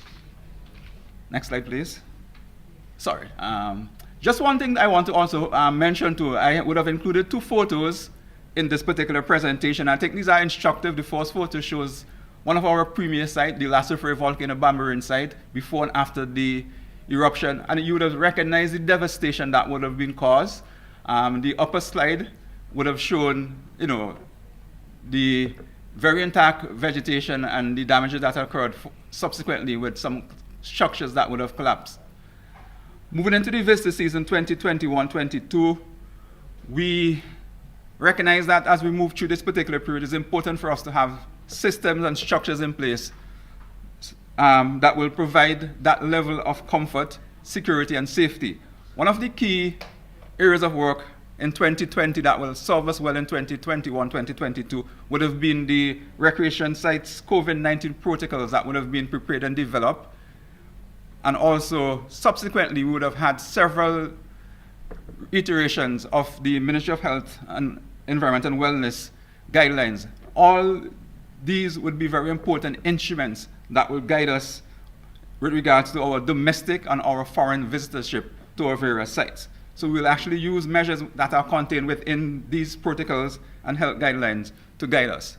An important option and instrument that will be used moving forward in the 2021-2022 season would be the concept of using bubble tourism sites. The minister would have spoke about this with the first ship that will be called into our destination on the weekend in Beckwith. We envision also a similar approach as we move into the cruise season, more so around October, November, that we will have selected bubble sites that we would be able to create organized packages where we stress highly the importance of ensuring that our workers, our visitors, and our local population are safe, yet seeking to create linkages and opportunities to ensure that we could spread the benefits, even in this very controlled, sort of inclusive bubble site environment. So that's important to emphasize that, yes, we have to be controlled, but we still need to work with the various stakeholders to ensure that the benefits could still be felt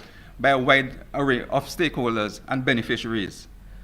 And as I said before, hopefully we would then be able to also add some additional very important sites. For example, the Darkview site, which is one of the sites that has been highly impacted, we are still hopeful that this is one of the sites that we could see some rehabilitation work being undertaken and we could return it back into operation. Next slide, please. Now, as I said before, we have had a very challenging period, and we have been focusing on some immediate work in terms of recovery rehabilitation, having a focus on the 2021-2022 visitor season. But it's also important for us to look down the road ahead. What are the opportunities? What are the things that we need to be, paying very critical and close attention to? So there were 3 particular areas I wish to just zero in on, which I think is important. And again, it speaks to defining and having a uniqueness to our destination that will serve us well. The issue of conservation of our biodiversity and heritage assets. This is very important as it underpins our sector in terms of our nature tourism product. And it's very important that we undertake efforts that build pride, values our nature, and that we collectively, us, other agencies, other players, seek to ensure that there's awareness among the wide cross-section of our population of the importance of protecting and conserving these resources because of the social, economic benefits that they play, an important role that they play for tourism. And also to ensure that we have the instruments in place, for example, as listed in the block below, of a Parks and Protected Area regulation that we are currently seeking to finalize, that is actually at the Legal Affairs Department. This will provide a really important, very important legal regulatory platform for the management and conservation of our parks and recreation sites. We also are seeking to actually have new sites and protected areas declared, including new land-based sites within the. We have had a focus thus far on sites on mainland St. Vincent. It's important to diversify and have sites as well on several of our Grenadine islands, particularly Beckwith and also on Union Island. And this will require new declaration, funding, which is a very important aspect, and a diversified portfolio of funding. And more importantly, not only just to have areas being declared, but to have them being effectively managed is a very important aspect of our undertakings moving forward. And then thirdly, the element of enhancing visitor experiences and economic benefits. This was kind of a theme that ran through most of the speakers before me, where the whole history of standards is important. We have actually worked in 2020 on developing and finalizing parks and recreation standards that will be used for both the private and public sector. Again, ensuring that there's some minimum benchmark that will govern how we operate and the requirements that need to be satisfied with respect to our parks and protected areas. The issue of capacity development is also important. We need to ensure that we have the human resources to be able to manage, to be able to sell our sector, and to create those linkages and those quality experiences, which is so important as we move forward and as we seek to reconnect, rethink, and rebuild. So in closing, I would just like to say, I think what is really important for us moving forward is to have a collective kind of a mantra of together we work, achieve, and benefit. And just in summary, to emphasize 3 very important ingredients, particularly from our perspective, of ensuring that as a nation, as a country, we need to recognize the importance of conserving our nature, our heritage, because of the role they play, in giving us that distinctive appeal, where we could add quality services to that, to complement that nature and offer it as one of our major features that will help to define us as a tourism destination, and also to reiterate the importance of standards and understanding the market, following the trends, so that we could adopt and also ensure that we satisfy the visitors, they leave with the necessary experience, and that our stakeholders benefit from the industry. And hopefully, if we do all this, we will have satisfied visitors who have had quality experience and a vast segment of the population who are supportive of our tourism industry moving forward. Thank you very much. Thank you, Mr. Wilson. Thank you very much, Mr. Wilson. And at this time, we'll invite our next panelist, Ms. Raquel Hamlet, Tourism Planner in the Ministry of Tourism, Civil Aviation, Sustainable Development, and Culture. Please make her welcome.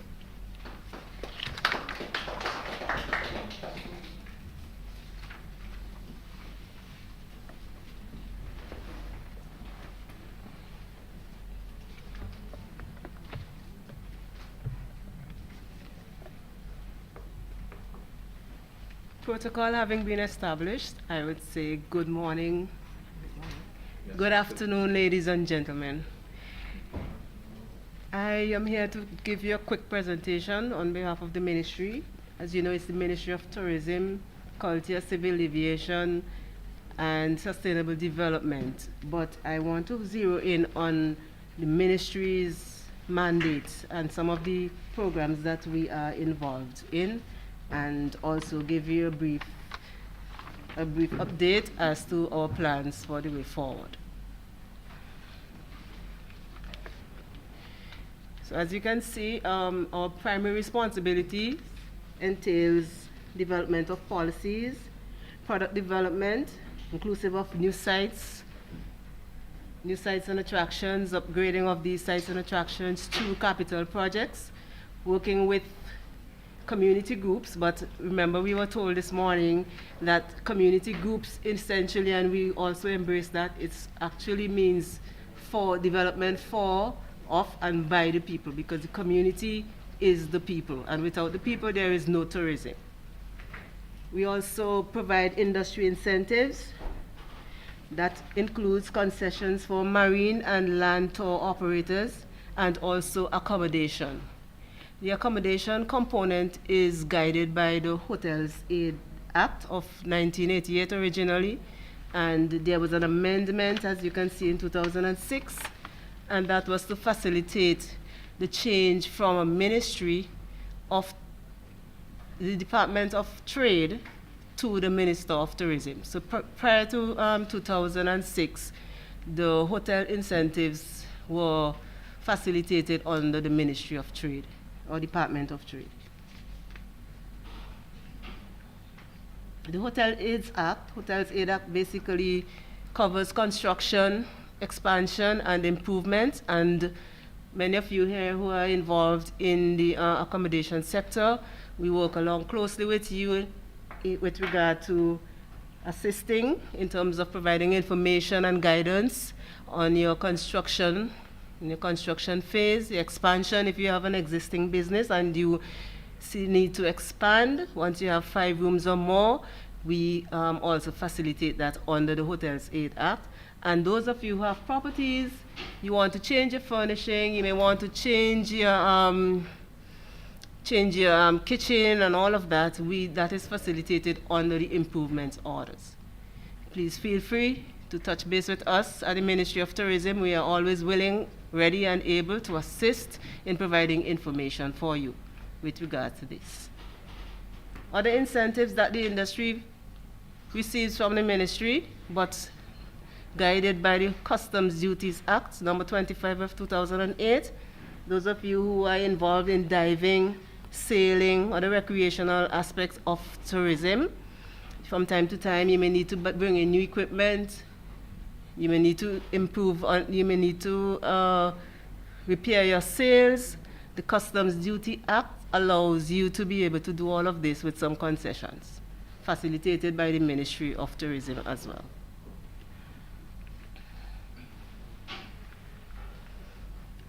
Our communications unit. These are some of the activities that are involved under the communications unit.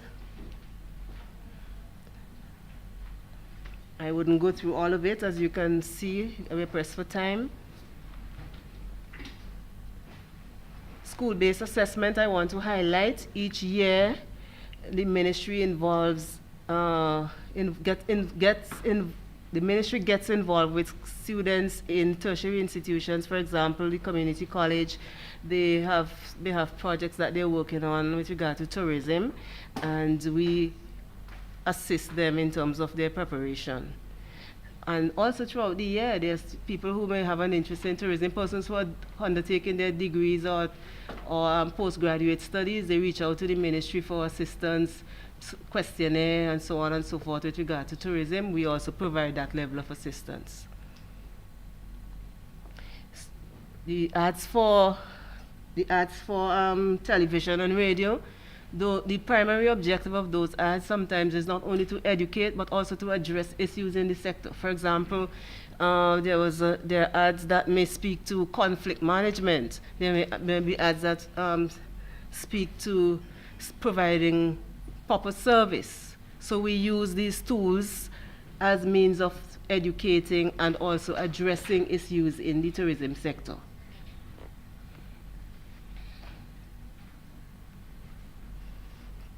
Media releases,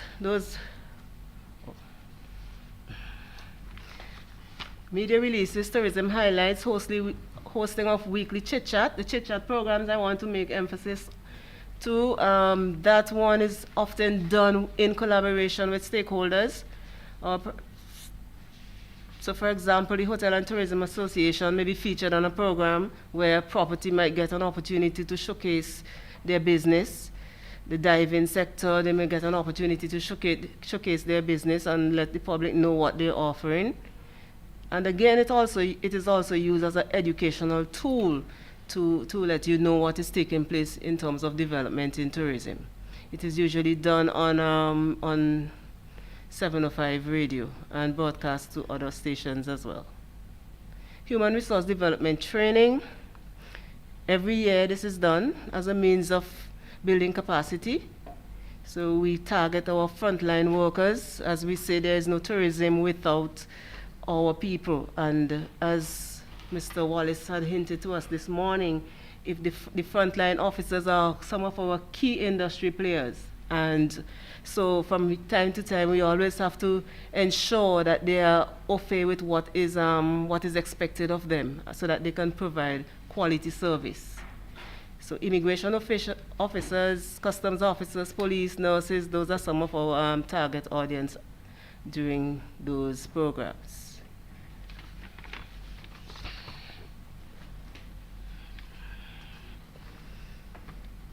work in progress. What are we doing at this time? What are some of the initiatives that are being undertaken in the ministry? Under the OECS Tourism Competitiveness Project, I'm sure many of you here would have heard about it. It has been going on for the last, it's not a one-year project, so it has been going on for the last 3 or so years. And these are some of the components: upgrading of and enhancement of heritage sites. One premier one being Fort Charlotte.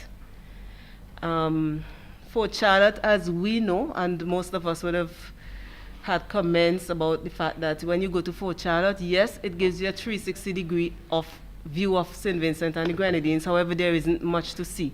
But coming out of this project, there will be much to see.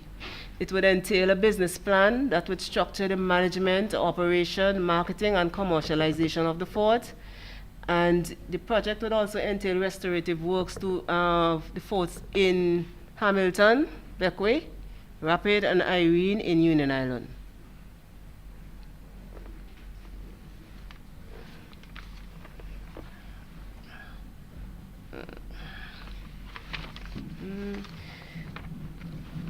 A significant component of the OECS project is the tourism sector plan or master plan. The sector plan, the objective is to have something that is strategic to guide the sustainable development of the industry for the next 5 years. Presently, there's already consultancy going on with regard to this. Actually, they had recently presented their first draft of the master plan, and we are expected to provide our feedback soonest. This is a very important plan, especially given what we have gone through the last 2 years or so with COVID, volcanic eruption, and all of that. We look forward to the completion of this tourism master plan. Development, upgrading of 4 anchorage sites, and these are the areas that this would be done. This is a means of gaining revenue from anchorage sites, and also as a means of protecting our marine ecosystem in a controlled way. Ongoing work on capital projects. Some of you may be aware that there's a new beach facility that is being constructed as we speak at Vela Beach, and that's part of our capital project. I have 1 more minute. Okay. I want to use this opportunity to emphasize the fact that St. Vincent and the Grenadines has some of the best sailing waters in the region. Best dive waters you can think of, the best reefs, variety of fishes, St. Vincent and the Grenadines. We have been given many awards over the years for these things, I should say. And that leads us to our next slide, which speaks to yachting. Our figures have shown that over the last year or so, despite COVID, yachting was one of the resilient sectors. In 2019, our figures were approximately 53,000 plus yacht visitors. And despite COVID, we had a short fall off of approximately 20-something thousand. So approximately 50. We had over 26,000 yacht visitors coming to our shores. And it is one of the subsectors that we want to make sure that we put greater effort into going forward. We have established a yachting committee, and these are the objectives here. That's the objective. We've already had several discussions with regard to that. And one of the primary objectives I want to emphasize here is to bridge the gap between private and public sector. Yes, we're saying that it's not public and private sector, but it is, because truthfully, there is a public sector and there is a private sector. How do we bridge that gap? How do we listen to have their issues addressed? So that yachting committee would give us the impetus to have those challenges addressed so that we can move forward sustainably. Sail St. Vincent and the Grenadines is a new event that is being proposed, and it is proposed and being worked on by the ministry. We are looking at having this event in November, and work is in progress in terms of having it synchronized. These are the objectives. Rejuvenate the tourism sector, stimulate socioeconomic activities, and showcase the diversity of the destination tourism product offering.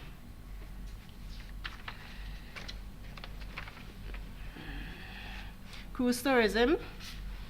Cruise tourism, and already we have had many presentations. Minister spoke about the cruise tourism protocols established through Cruise Tourism Committee, and our first cruise ship that is scheduled to be here on Saturday through Carnival Cruise Line. And these are some of the areas that are highlighted in the protocols. So it speaks to dedicated, fully vaccinated travelers. It speaks to approved vaccines. It highlights what are the approved vaccines, the arrival and transport, what are the prerequisites for arrival and transport, embarkation, disembarkation, cruise stays, onboard mitigation, and all of that. The objective is to ensure that our visitors, when they come to our shores, that they do not transmit anything to us, and likewise, we do not transmit anything to them. So initially, especially for this first cruise, it would not be widespread in the sense that they would be contained in it would be limited as to where they can travel. It would be operating in a bubble tours, what we call bubble tours, whereby all the persons involved are expected to be vaccinated, and they would be limited as to where they can go. It would be, if we see it as a trial, and there will be lessons that we can learn from this going forward. Cruise calls, we have had from our agents an approximate number of 224 calls, and 14 of them are scheduled to be inaugural calls. The way forward. The way forward. This slide synchronized much of what was said by our feature speaker and our minister. I sat there and thought, oh my God, did they read into all that I was putting here? But it goes to show that we are of the same mindset. We are thinking lines. And this is proposed as the way forward. Some of these initiatives have been around. It's just that we need to pay greater attention to them. We need to put greater resources into them, greater synergy and energy into having these things accomplished. Development of new cultural and heritage events, strengthening of domestic tourism, forging stronger linkages with our culinary festival, music trails, creating of events around our pan, our craft, capacity building. We recognize that there's a weakness in the sector whereby a lot of our stakeholders are not ICT ready. They things like that. Getting your product out there, being able to brand yourself. This is the world of technology. We need to have our stakeholders ready in terms of being able to market things online. You'll be amazed at how many persons, yes, they have cell phones, they have modern cell phones, but they're not able to use them to capitalize on selling their business online. So that is a weakness that we need to address going forward. And I wouldn't want to rehash all that was said earlier with regard to creating synergy for our festivals and so on and so forth. I just highlighted some of them. The Breadfruit Festival, we have the Coconut Festival in Leyu. Those are things that we can piggyback on and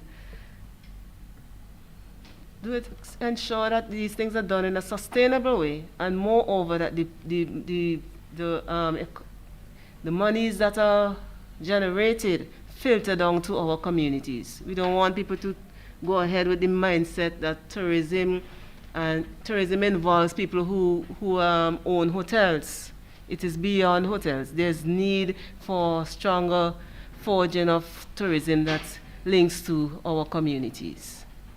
Okay? Thank you. Our last slide speaks to, before we go, sorry. This is our reminder. Tourism is everyone's business. Live it, love it, and embrace it. Thank you very much. Thank you, Raquel, and I'm sure that these points will be captured in our revamped tourism master plan that is being done by IOS, who I'm part of right now, working on that important document. Thank you so much for that. Lots of questions are coming in social media. We'll try to address them as we go. And we have about an hour of questioning and answers, so let's hope that we'll be able to fit those in there somehow, somewhere. All right, at this point, we'll invite our panelists from the Department of Culture, Cultural Officer, Miss Maxine Brown.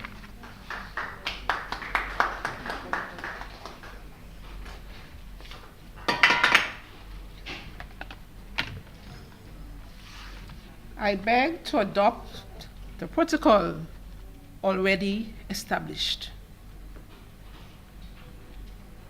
I await my stakeholders.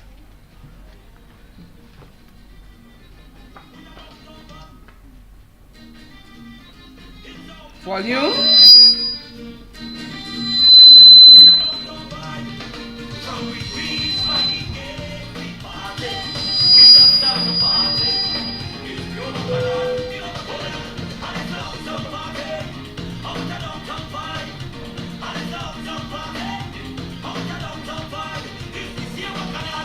Welcome to St. Vincent and the Grenadines.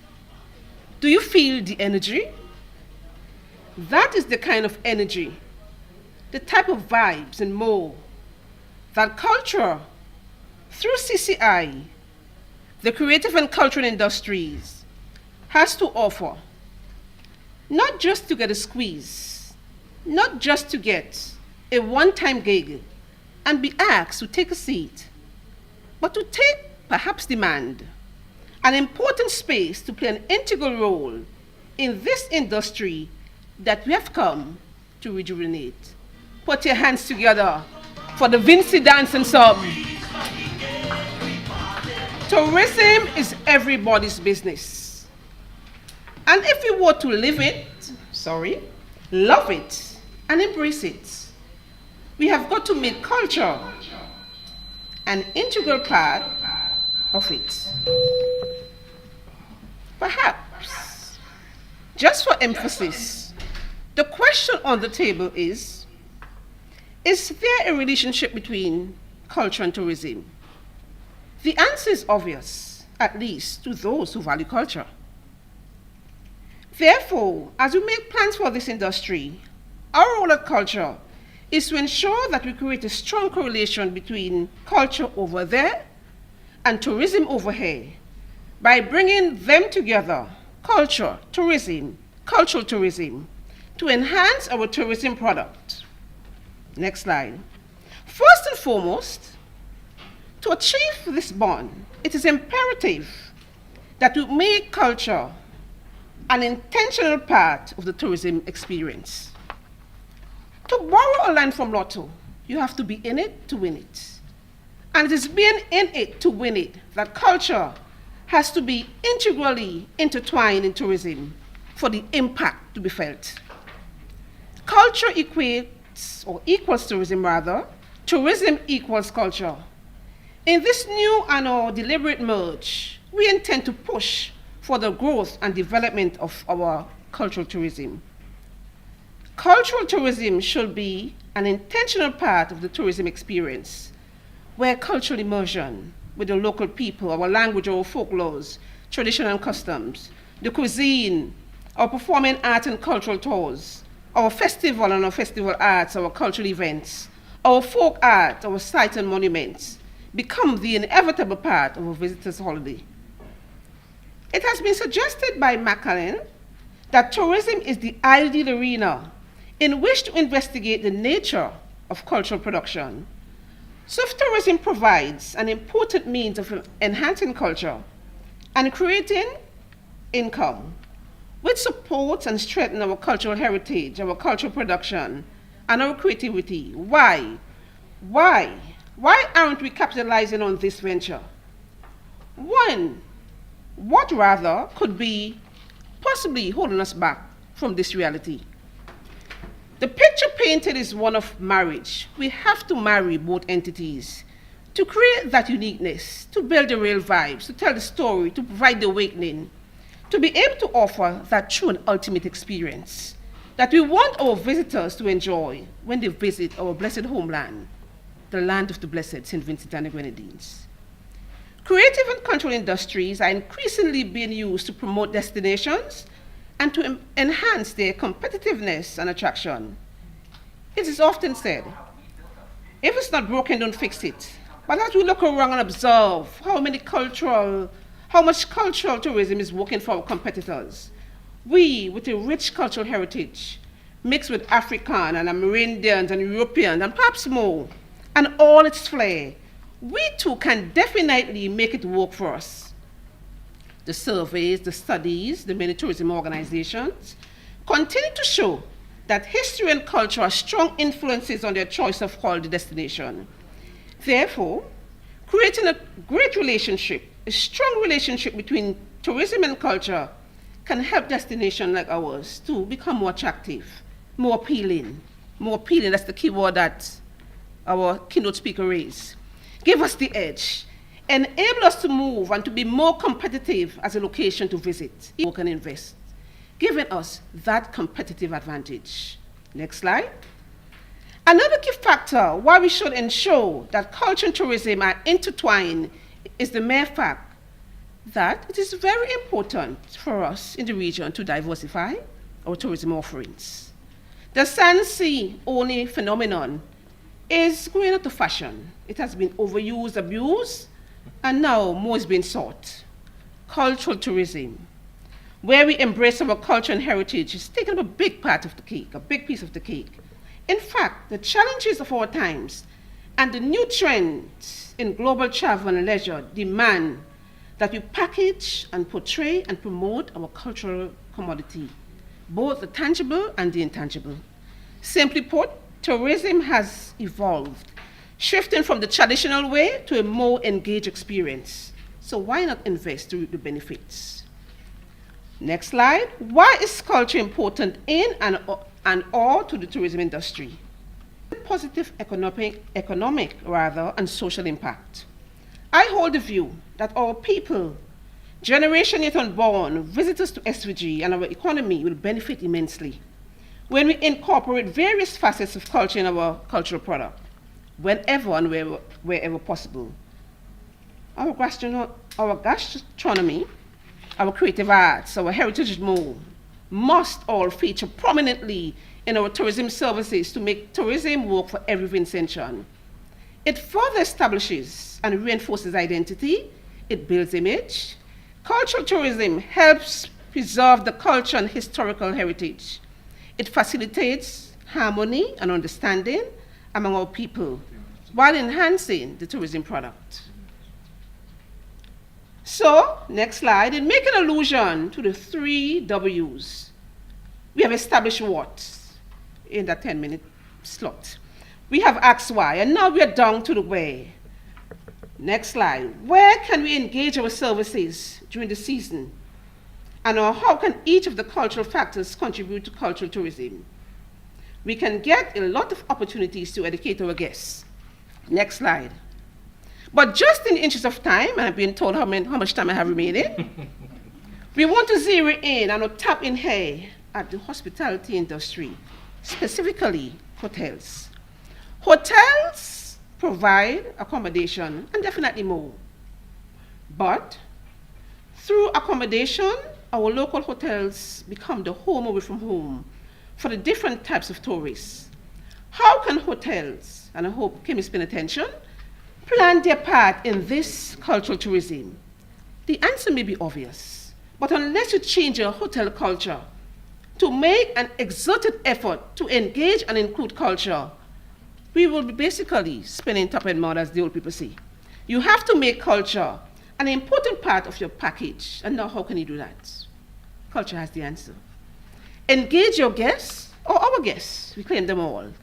Immerse your guests in a cultural experience, an evening rather of excellence, a special show at your base, and or at another location where you can collaborate with another entity and organize a package to take your guests to a show, whether special annual season, from your hotel and bar. These events can surely give them a taste of our culture by incorporating gigs for our local or from our local artists, the food, the art, the craft, the fashion, the performing arts, yes. They can get vicarious experience elsewhere, but you have to make the deal. It's our guests, treat them well. We are not sending you out anywhere to look for new ideas. We want you to take your stronghold. What positively sets you apart to provide that experience to capitalize on the advantage? Think about offerings that may possibly bring them through the door. And I know Young Island and all the other entities here, they have been doing their part. What is it about your hotel that attracts visitors, foreign and local alike? Stress on the local also in these times, to spend time there. Do you have a bustling nightlife? Do you have a top-of-the-line restaurant known for good food, amazing food? Can you get the best indigenous food experience there? Do you have a great bar? Are you located next to an amazing art gallery? A big blockbuster movie may have been filmed there. Do you have a hot DJ? Do you have stunning sunset? Is your building historical? You can celebrate the buzz. Yes, you can celebrate the buzz for your hotel, Think carefully why people come to the area and reference it heavily in your offering. To speak of local is to also speak of our domestic tourists. And it is important to emphasize that with all that has beset us, this industry and with COVID-19 continued effects on international travel, it has become important for hoteliers to focus on domestic tourism. And some of the areas I highlighted earlier, like restaurants and bar, perhaps even Dream and a little spa experience, yes, treat the body good, could well continue to be the attraction to our local customers. Indeed, those are some areas you can just get the locals to support, which can lead them to stay overnight on the Takers Staycation, utilize your day pass, and I've used them so many times for April 20th, my birthday, remember that? As we anxiously await the return to normalcy. But until then, it is our duty to evaluate and reevaluate how we can use this time to our advantage. No, yes, we have not been ignorant to the complaints when you fail to embrace cultural tourism. But with the training of artists and the development and upkeep of the sites, this could give us a lead, a big step in the way forward as we continue at culture to train our workers. So I'm skipping. See, this is something about you, but I know you will say it all. It is important, just as important to emphasize that our cultural Vincentian cultural dynamics offers a complex and exciting tapestry beyond carnival and its related activities. Our masquerade and ever-evolving musical genre often feature our tourism services, with the ingredients of theatrical dance and poetry, sketch, traditional food, musical instrument, major historical events. And our triumphs and our trial must be featured prominently in the tourism services. We have a story to tell, and it's true culture and our cultural tourism that it can be told as we embrace it, as we edutain. As I round up, I'll say, before Hayden says 2 more minutes, we have come to the age. This is the new age, the age where we have to reconnect, to rethink, and rebuild stronger together. And in this new age of new normal, all kinds of newness, we need to be creative and infuse our culture and heritage and traditions to what we are selling. Sell it and sell it good, the old people say. I reiterate that tourism needs to demonstrate completely that it is indeed the axial sector that can drive and engage so many other sectors, and culture is just one of them. One of the chief cornerstones, so they say, it is culture. Tourism needs to include culture and by extension all stakeholders who could and will make a difference in our product. Tourism should be all-inclusive, and through cultural tourism, the inclusivity, let's say the word right, the inclusivity is more definitely felt as we engage so many stakeholders. The Managing Director of Global and Tourism Intelligence International encapsulates, as I'm reading, I'm getting too fast, this thought at best when he said, or when she said, and I quote, all-inclusive needs to have a different meaning in tourism. We need to be inclusive. We need to include stakeholders, include people and involve them and make definitely, and most definitely rather, include culture and keep them, us all, help us to benefit from tourism, end of quote. We have to establish the linkages. Tourism is just one link, a critical link, might I add. But when this is merged with the other links, when the links come together, we become a force to be reckoned with. It is this strengthened force that culture, and by extension, all stakeholders, can now use to build stronger together as we reconnect, to rethink and rework, rebuild and revive, to rejuvenate tourism, our tourism in sweet, the Garifuna land, the land of the blessed, St. Vincent and the Grenadines. To borrow a line from our guest speaker, let's make this work. Minister said it also. Culture with tourism, tourism with culture, together we can make a difference. Tourism is everybody's business. Live it, love it, embrace it. Thank you, Maxine Brown, for such an animated presentation. Always brings a cultural flair to a presentation. Thank you so much. At this point, we invite our next panelist to the podium. Representing the St. Vincent and the Grenadines Hotel and Tourism Association, please make welcome Miss Bianca Porter.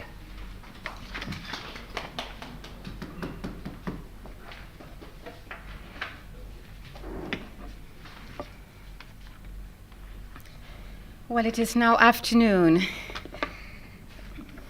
The Honorable Carlos James, Minister of Tourism, Civil Aviation, Sustainable Development and Culture. Dr. Risa Noel McBarnett, Permanent Secretary in that ministry. I know she's around somewhere. Our keynote speaker for today's session, Mr. Vincent Vanderpool Wallace. The keynote speaker, I believe she may be listening to us. For tomorrow's session, Dr. Akola Lewis Cameron. Our moderator, Mr. Belingi.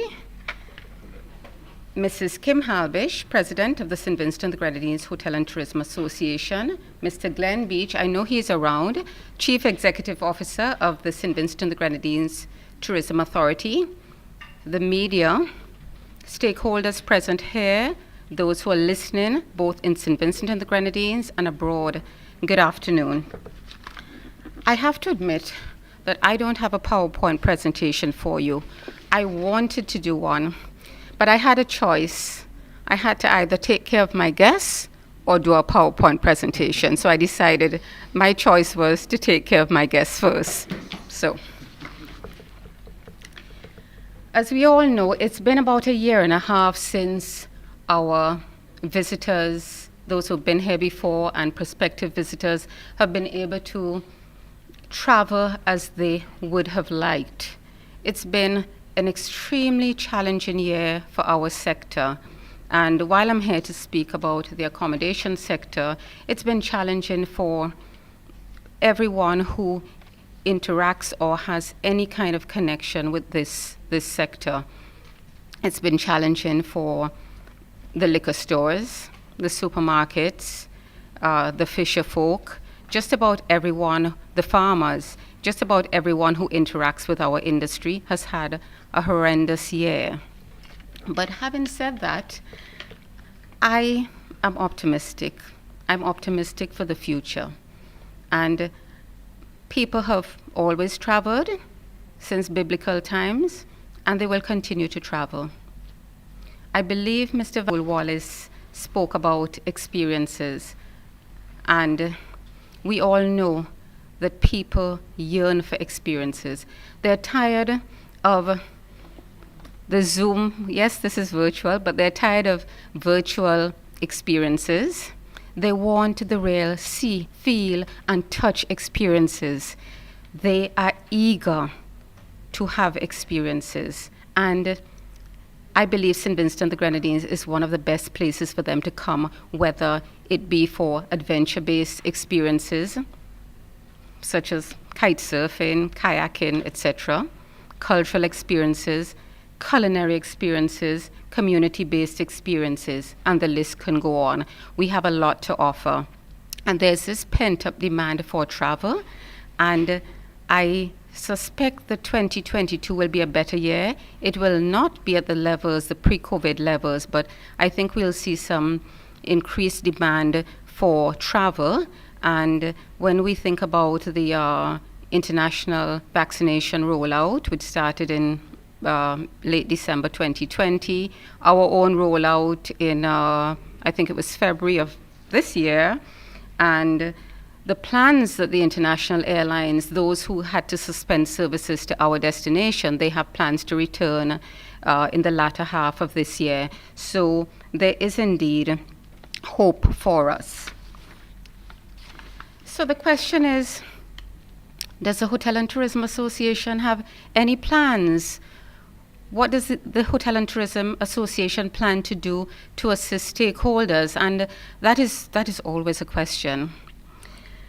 So one of the first things that the Hotel and Tourism Association plans to continue, and I say continue because we've been speaking about the vaccination process for some time now, and I know that we don't, well, in the country, we don't have enough people vaccinated, and in our industry, we don't have enough people vaccinated.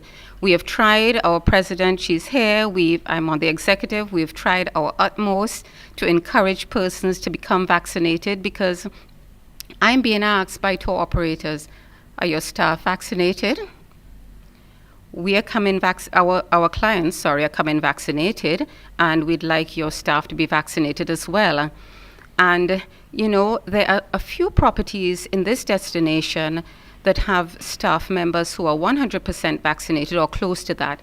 And those properties that are at that level, they're going to have a competitive advantage over those that have 2, 3, 4 staff members vaccinated.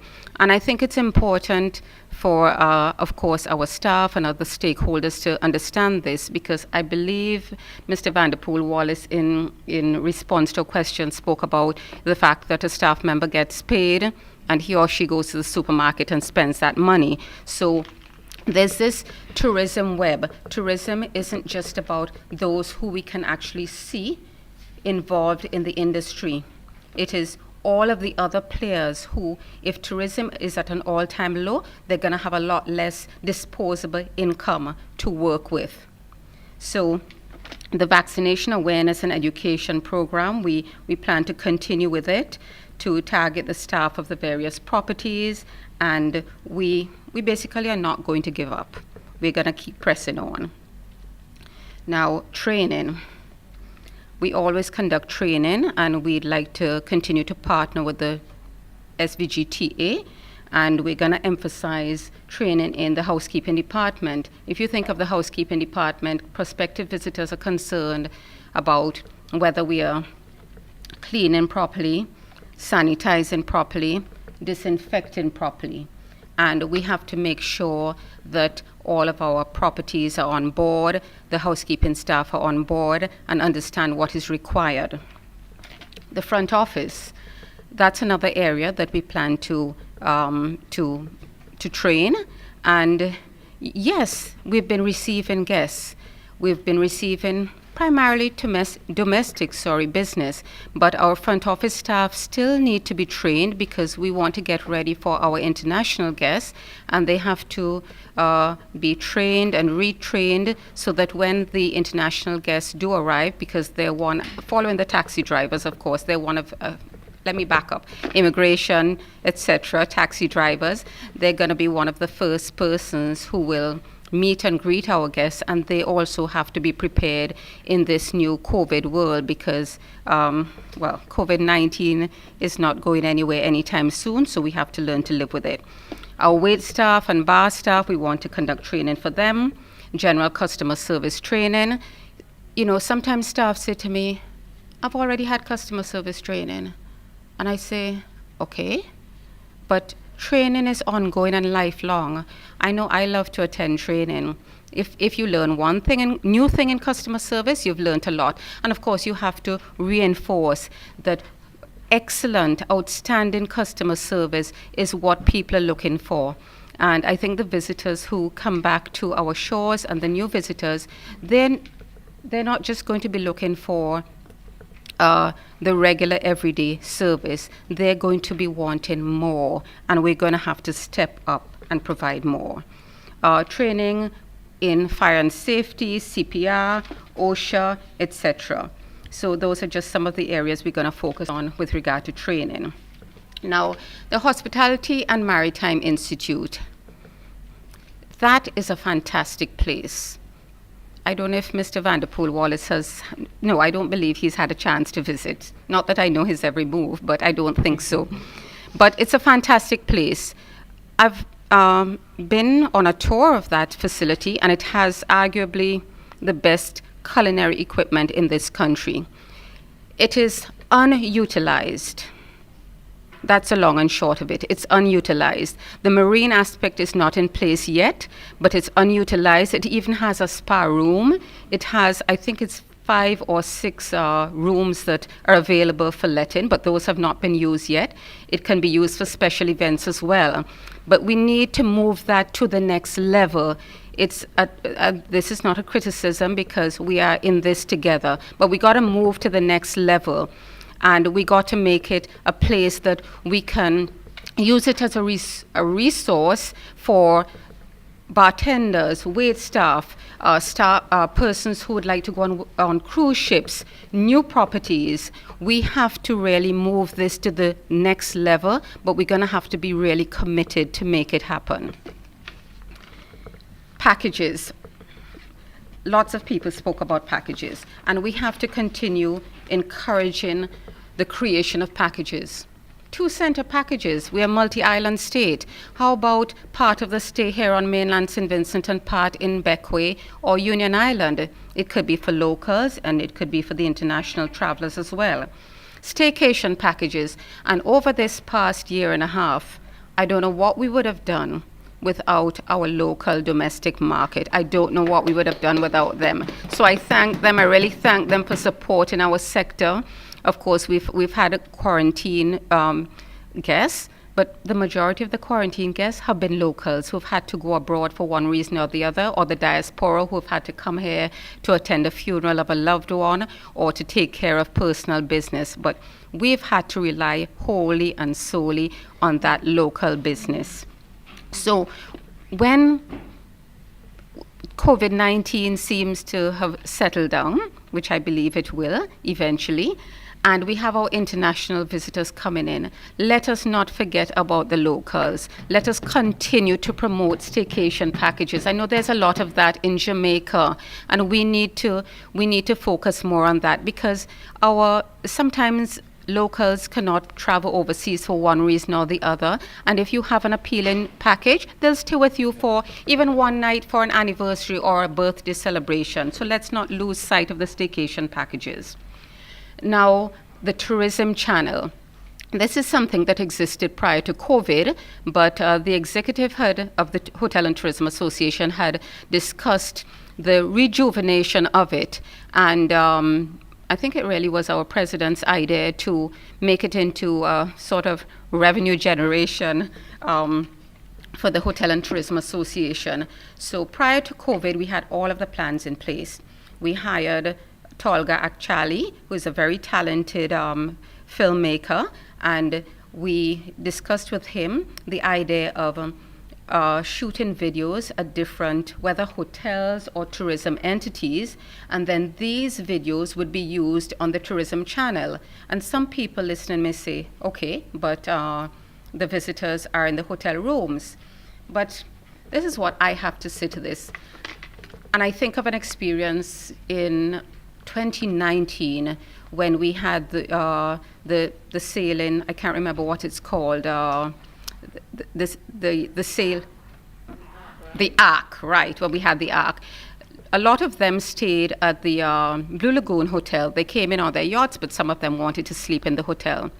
And then one day at Young Island, I met 3 ladies, and I started chatting with them, and they said they'd come across the Atlantic on the Ark. And I was like, oh, great. So what are you doing here? They said, well, we came to visit your spa, and we came to have lunch. So just because someone is staying at one hotel does not mean they're not going to patronize a restaurant somewhere else, a bar or a spa somewhere else. And in fact, if my guests would like to go and experience another hotel, the services of another hotel, I think that's a good thing. It's actually a good thing. I don't view that as a bad thing. So when guests are staying in your hotel and they look at the tourism channel, yes, they're already here, but they see the various services that are available in the destination, then other stakeholders can benefit from that from that incremental revenue that they may get if those persons visit them.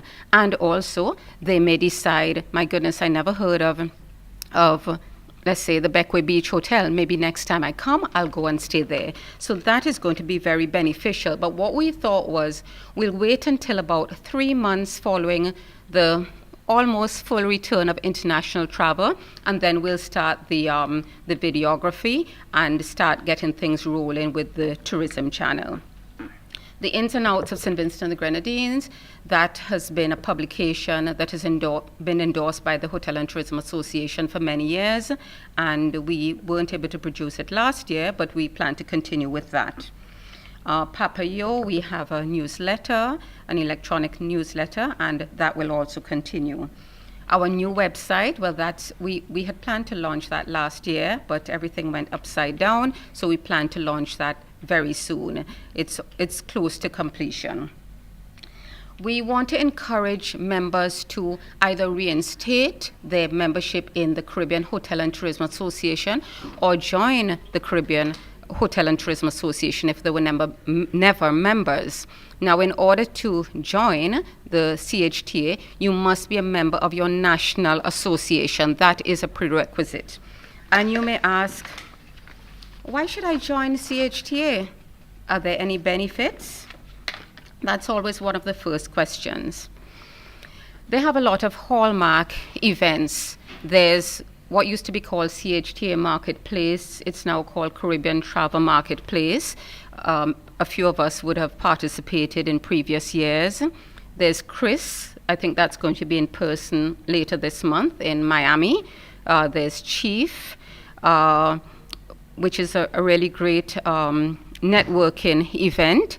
There's also the Tourism Resiliency Series, and I have benefited from that. That started sometime following COVID-19 last year, and they bring in a lot of experts in different areas in the industry, and I have found it to be very, very beneficial to me as someone in the industry. That is available. There's PR and marketing, there's tourism health and safety training, etc. So there's advocacy. I forgot about that. There's advocacy, and that is very important, especially when you're looking at policy and you need to have things change. You can really work with the Caribbean Hotel and Tourism Association in that regard. Now, CAFA training. In order to assist the sector during COVID-19, CAFA launched a series of if you want to say, educational forums. And that was last July. I actually participated twice, in July and I think September. They've had a few. I think there's another one coming up next week. But this is an excellent opportunity for our staff to learn what we should and shouldn't do, how we can make our properties and our businesses more appealing, and how we to guests who are coming in this type of era, how we can make prospective visitors feel comfortable coming and visiting our properties.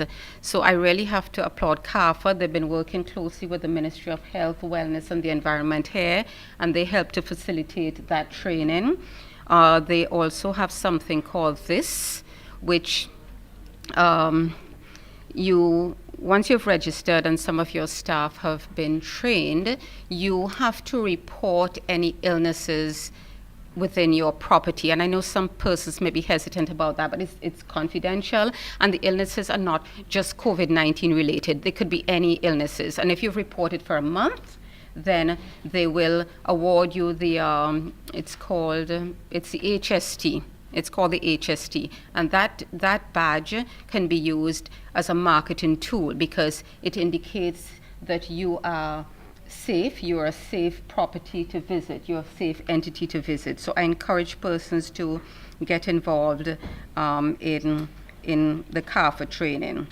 We'll continue to work closely with the Ministry of Tourism, the SVGTA, National Parks, Rivers and Beaches Authority, etc. Research and statistics. Our decisions have to be guided by statistics, and I know the Tourism Authority is moving to a cloud-based system for the statistics. That's really important to guide our decisions.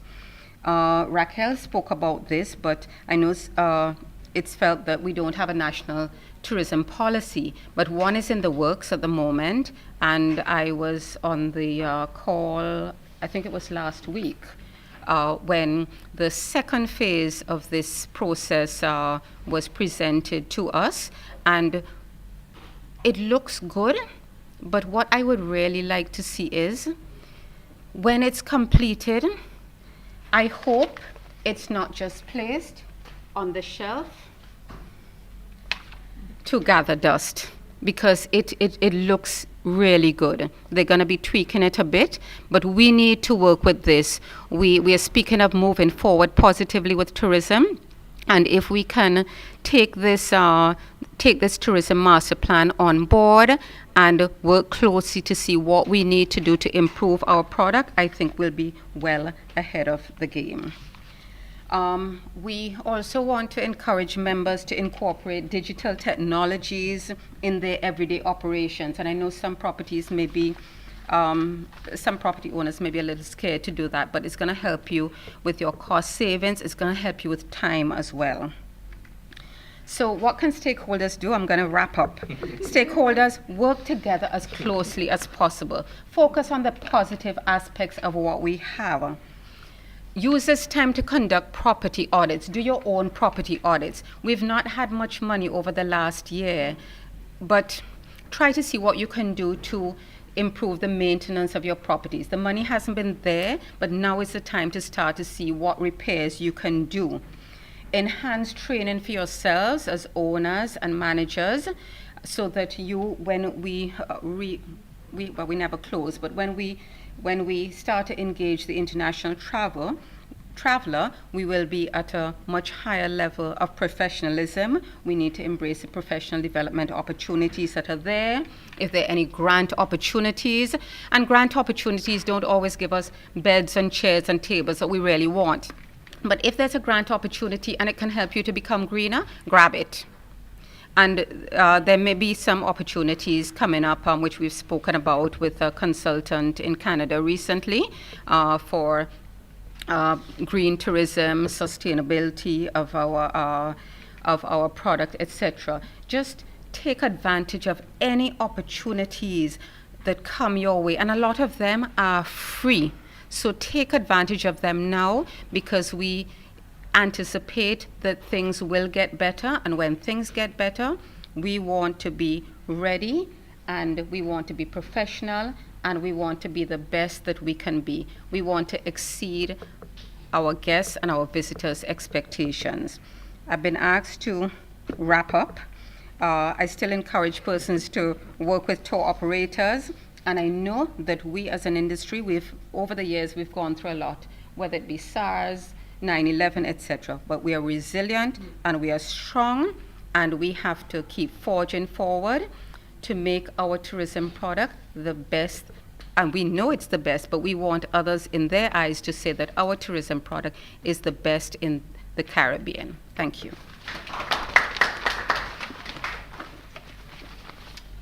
Thank you very much, Bianca. I could listen to you all day, but we must move on. Thank you so much. And we have the final panelist of today. He is from the Ministry of Health, Wellness and the Environment. Please make welcome the lab technologist, Mr. Elliot Samuel.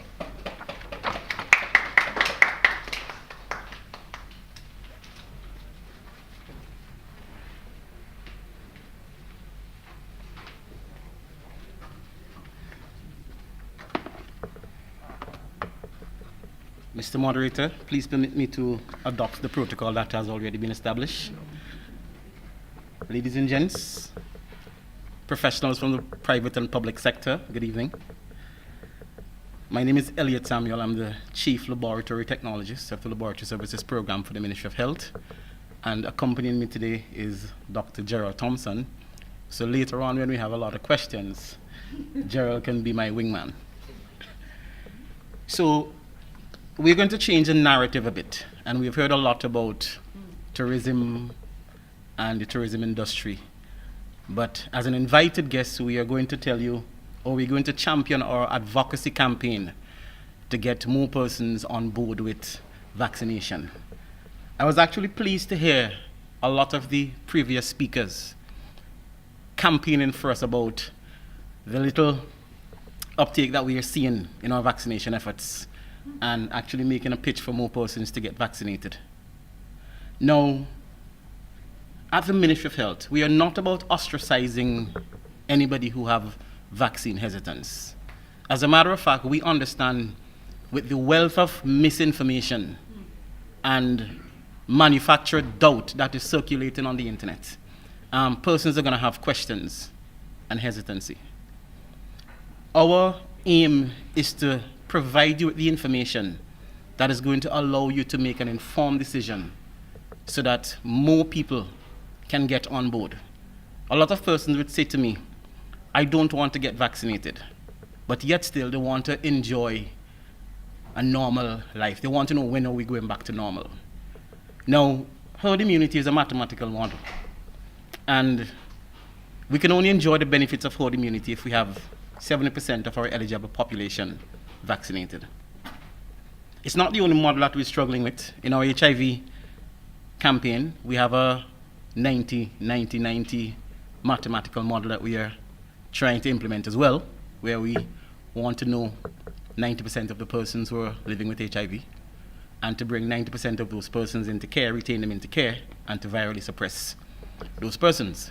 If we can achieve it, then we can see the eradication of HIV by 2030. That was what UNAIDS had stipulated. I think we have to shift that goalpost.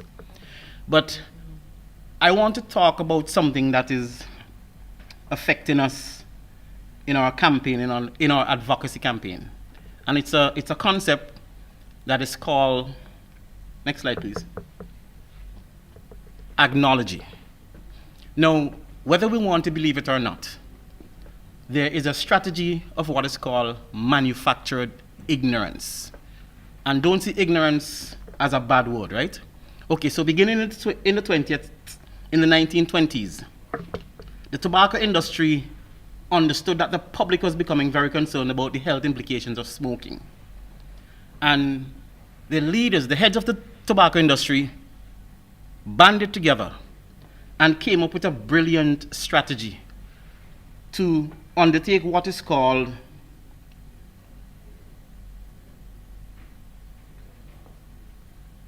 distraction research. Now what they did, they funded a lot of research. Well, they came to the public and said, you know, we're going to get to the bottom of this. We're going to determine if there's a causal relationship between smoking and cancer. Now remember in the 1930s, lung cancer was skyrocketing, and scientists was now discovering a lot of filth in tobacco smoke, things like arsenic, lead, diethylene glycol. So there was a lot of concern publicly about whether smoking was bad for you.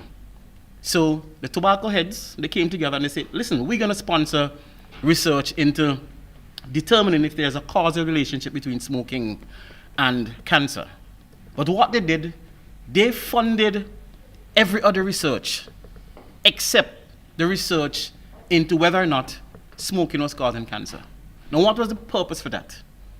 The purpose for that was a strategy to muddy the waters, to put so much information out there, information that is going to create doubt and misconceptions.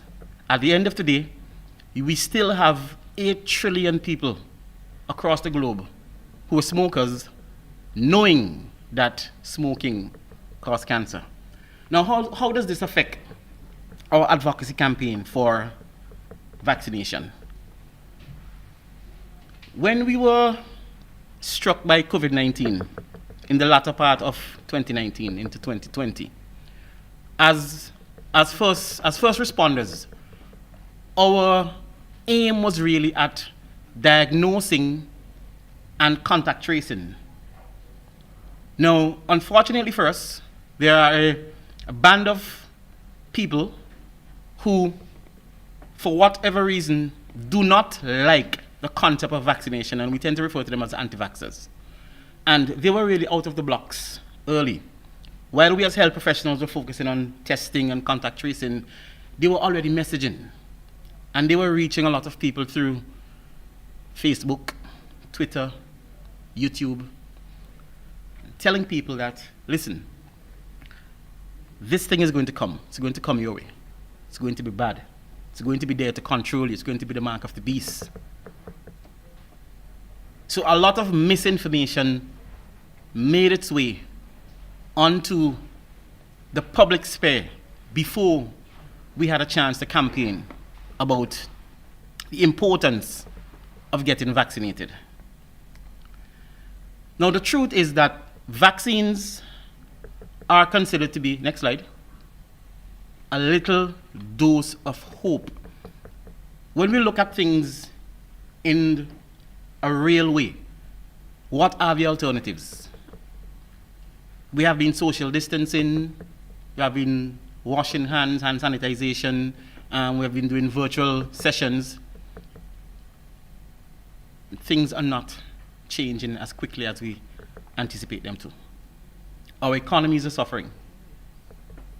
Businesses are closing.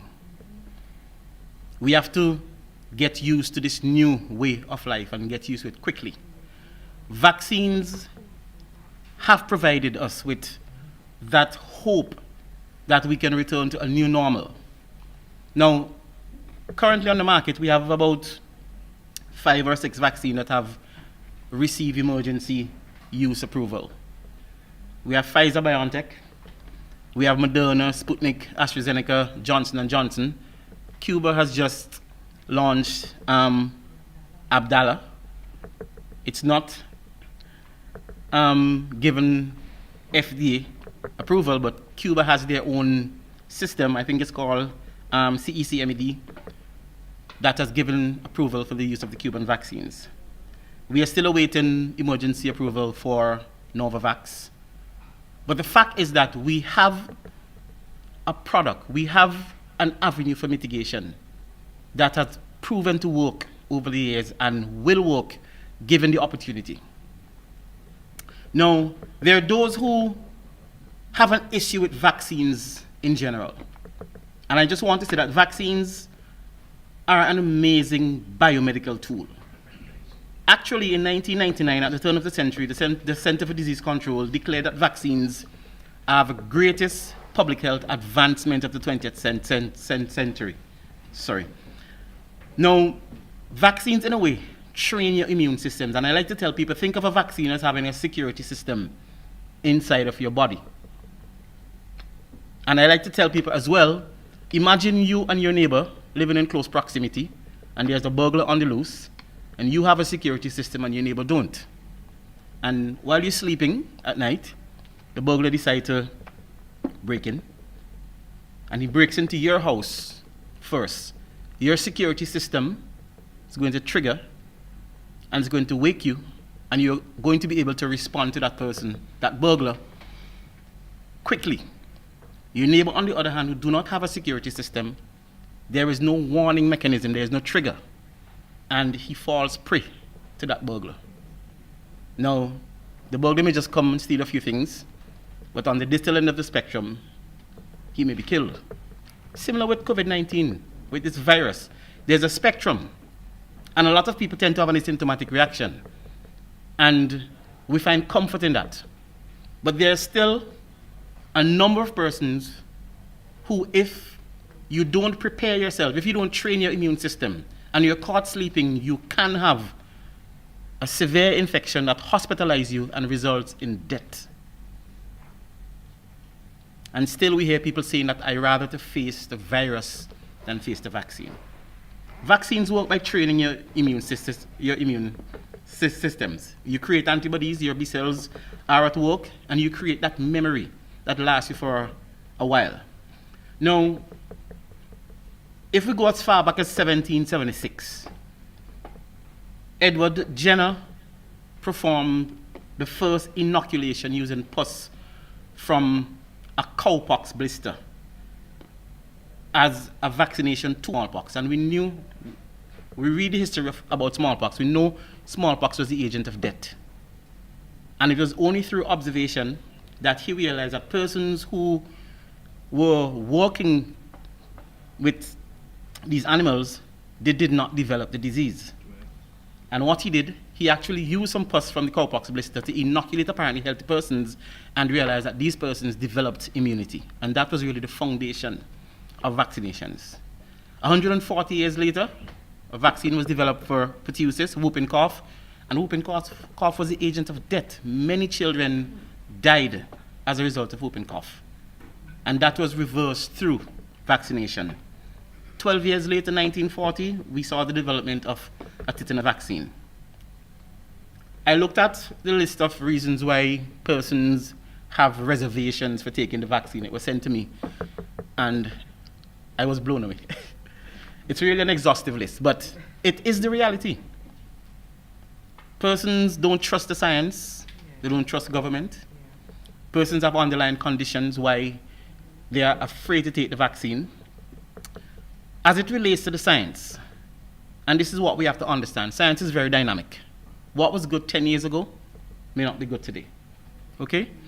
When vaccines were first developed, we were using what was called a live attenuated virus. And that's just a big word to say that we were weakening the virus, so we were actually giving you the agent that was causing disease. But we were taking away what we call in the scientific world virulence. It's just like a criminal who have guns, and you take away the guns from him, and he's not as bad as he was. And we were giving you that live attenuated organism, and we were hoping that your system will build resistance before that virus or before that bacteria had a chance to cause disease. It worked, but there were a few instances where persons actually got sick through the application of live attenuated organisms. We all know about vaccine-acquired polio. And for that reason, the science had to change. We had to find a better way to deliver this product that was going to offer you the protection without exposing you to an infection. This brought us to viral vector vaccines. It brought us to messenger RNA vaccines. Now, I did my undergrad in Jamaica in 2000 to 2004. And when I did molecular, I was actually doing what is called recombinant DNA technology in Jamaica at that time. So it sort of baffles me when I hear people say that this science is new and the vaccine was developed quickly. Now, we were splicing human DNA into an E. coli bacteria so we can now have that bacteria produce human insulin. And we repeated that experiment over and over because what? Pig's insulin that was being used at the time, humans were developing resistance with, so there had to be a better way. And we were using recombinant DNA technology to experiment on that, and we were doing that in 2000 to 2004. So now we are using a viral vector. We are using a vector that is not the agent of disease. It has never been known to cause disease in man, which is a chimp adenovirus. And we are splicing that piece of messenger RNA into that virus and have that virus deliver the payload to the cells. It is not going to cause disease, and it is not going to affect you adversely. I mean, people talk about the DNA from those viruses incorporating into your DNA. Do you know when you get a COVID-19 infection that the COVID-19 virus does the same thing? That COVID-19 virus, I would say to people, when you encounter COVID-19 virus, what you get is an infectious load. You don't get enough viral particles to cause an infection. What you get is an infectious load. Now, that infectious load is not enough to take over your system. So the virus actually sits in your system and hijacks your cells and uses your cellular machineries to make more copies of itself. So the virus does what? It delivers its own messenger RNA to your cell and instruct your cell to make more of me. And we're going to talk about that a little more. So messenger, I'll wrap up in a bit. Messenger RNA is just a little bit further than the viral vector, where instead of giving you a virus to take the payload to the cells, they're actually wrapping that messenger RNA in a piece of fat, a lipid, by there to protect it. Because once it enters your body, your natural immunity or your natural defense is going to try to destroy it. And it's really and truly nothing new under the sun. This is how your body makes protein. The human body has what is called a high regenerative capacity. And we have the machineries, the nanotechnologies built into our system where we can repair ourselves. And embedded within our cells is a little organelle called a ribosome that can decode that information and assemble amino acids to make protein. And that is how we repair a cut, among other things, how we replenish different nutrients within the body. And as I mentioned before, even the virus uses it to make more copies of itself. So it's not new technology. But the anti-vaxxers will tell you that the technology is developed too quickly and you are to be skeptical of it. Why? Now, when you are unvaccinated and you allow that viral replication process to go on within your system, because remember, if you're unvaccinated, you don't have that surveillance to trigger anything. So you hear us talking about an incubation period where if you're exposed today, you need about 3 to 5 days before we can detect it in your system. That's because we're waiting for your viral load to build to detectable levels. In order for your viral load to build, that virus is going to be replicating. During the replication process, this is when mistakes are made. And these mistakes are what leads to variants of concerns. So we talk about the Brazilian strain, the P1, the UK strain, the Indian strain, the Delta, that is causing much concern now. These strains are proliferating because of the amount of persons who are not taking the vaccine and they are allowing viral replication to continue at a fast pace. The more the virus replicates, it's the more mistakes are going to be made, and it's going to lead to 3 things. We can have mistakes being made. Well, actually right now we have 22 variants that are being monitored currently. While we have 4 variants of concerns, we have 22 variants that are being monitored. And the variants of concerns are those that have demonstrated that they are more infectious and can give you more severe infections. Then you have the variants of interest, which are those that have the capacity, but the evidence is not there to support that they're more transmissible. And in addition to that, there are still 22 other variants that are being monitored. So what are the alternatives?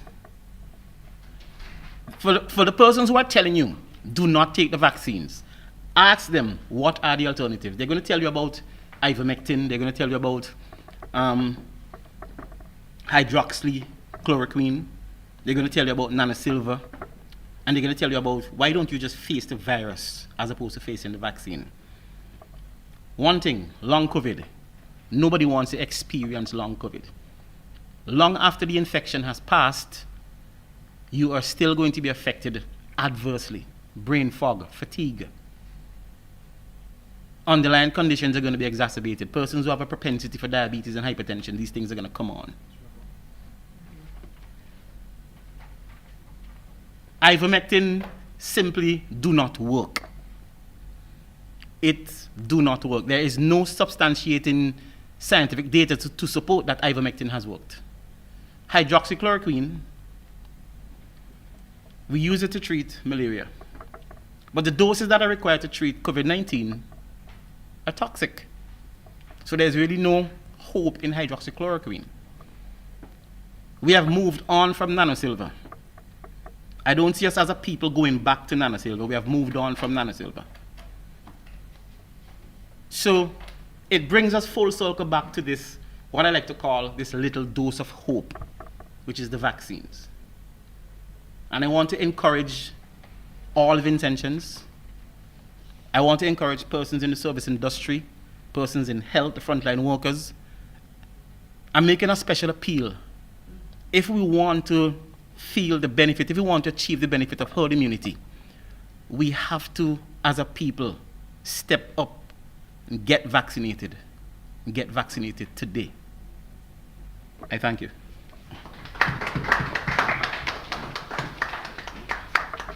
Thank you very much, Elliot. And at this time, we'll entertain questions from our audience, both in the hall and as well as those virtually. The questions have been coming in fast and furious. So we want to see how many we can squeeze in before we go to lunch. All right? You see, sessions like these need more days or shorter presentations so we can get through, get much better. Just needed to say that. Yes, so the first question goes to, it comes from the Union Island Hub. It says, a lot of what we do in tourism depends on the market research. Can the SVGTA says when was the last market research done and how can it be accessible? Is Mr. Glenn Beach in the hall? Yeah. Okay, let's move on then. Oh, he's there? Okay. Did you hear that, sir? Okay, let me say it again. A lot of what we do in tourism depends on market research. Can the SVGTA say when was the last market research done and how can it be accessed? Thanks. We do market research every year. Mr. Sean Sutherland is in charge of our research department. A lot of our research is not available to the public. A lot of our research is for internal marketing. How we do it, a lot of it, we actually do some work with the cruise ship companies as such. So if you want some specific research, you'd have to get in touch with the Tourism Authority. And that's not a guarantee that you will receive it. It's, for example, it's like getting the question that we get from some people, can we have a copy of your marketing plan? You don't go to Apple and ask them for their marketing plan. There's certain things that you do have to keep confidential, but we do work closely with the stakeholders in terms of that sort of stuff. But if anybody is interested in the research that we do have, you can contact the SVG Tourism Authority. Stay close by, sir. We have more questions for you. Don't go far. Okay. Are there any plans to introduce digital nomads similar to other islands in the region? This is for you. At the airport, yes. Is that for the minister or? Oh. Yeah. It would have to be, if it's digital nomads, I'm thinking it is at the airport, like what Barbados has in place. I think Bahamas has some of them in place now. It is something that AIA is looking at right now. Obviously, a lot of countries have gone in that direction, and eventually we will have to get there, but I don't think we are quite there yet. But it is something that we're looking at in the not too distant future. Thank you. Stay close. Following the Sustainable Tourism Conference in 2019, hosted by the CTO and SVGTA, are there any plans to put in place a framework for community-based tourism? Yes, sir. It says for Glenn. Aren't you Glenn?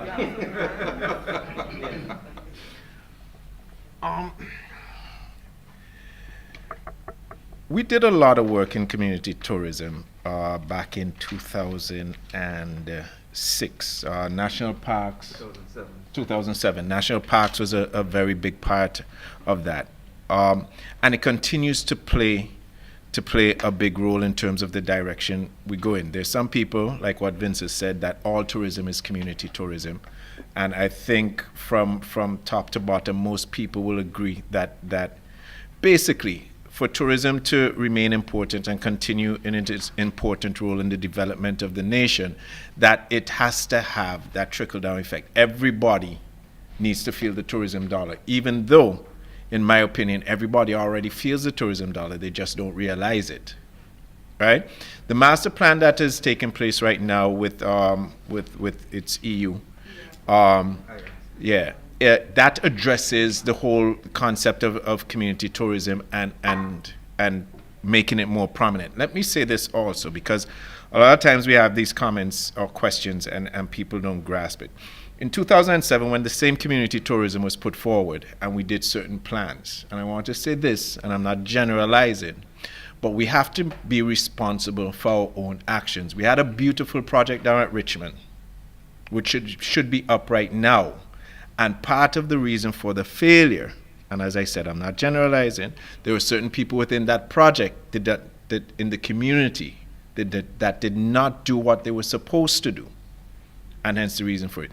But I do think it's very important, but when a new master plan is coming up that will address that in its completeness. Thank you, Glenn. You can have a seat. Thank you. You're welcome. Question to National Parks. Press your mic to answer. Mr. Wilson, there is not one mention of a single recreational site or park listed by Parks and Beaches Authority for the Grenadines. What are the plans to establish some of these parks in the Grenadines? Thanks, Aidan. There was actually two presentations that basically would have alluded to that. In my own presentation, I did specifically refer to the fact that moving forward, we are specifically targeting land-based sites in the Grenadines. So we are definitely working towards that. And more so, we have some existing projects. We have the OECS World Bank Tourism Competitiveness Project that is actually targeting sites on Union Island and also on Beckway, particularly 4 sites. So there's already an effort afoot with resources to actually work on those sites. In addition, through our own annual work programs, we are, in fact, just as recent as actually Friday, we made a visit to Beckway, and that visit was primarily focused on looking at tourism sites that we wish to include in our next triennium cycle of work over the next 3-year period. So there's a definite focus towards adjacent sites. And then also, we are working in close collaboration with stakeholders. There are already existing stakeholders such as Susgren, whom we have supported, that have actually done commendable work in bringing sites and facilities into operation. We just have to think of the Salt Pond on Union Island and also the Ashton Lagoon project. These are projects that we would have also supported as well, really.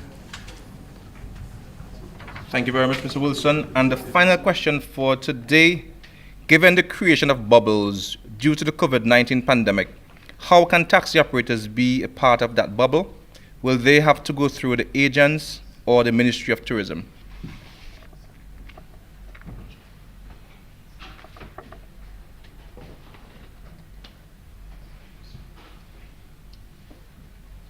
All right, thank you. One of the things we have to look at is there's a cruise tourism task force, and I'd rather have a lot of the information relating to the bubble tourism concept to be sent through the ministry to the cruise tourism task force. Of course, the task force is working very closely with all of the tour agents in relation to, 1, the approval of sites, 2, the persons who are allowed into those sites, and it's a collaborative approach where we are working in tandem with the agents. But we would like to have in advance, in fact, I know the Tourism Authority would have a list of the taxi operators who are listed as the COVID safe zone operators. So we will already have that list of persons, and it is for us to work with the agents to indicate we would like, and I've mentioned it before, we have to give preference for all of the stakeholders who are in the industry, especially those who are inoculated to be a part of the bubble.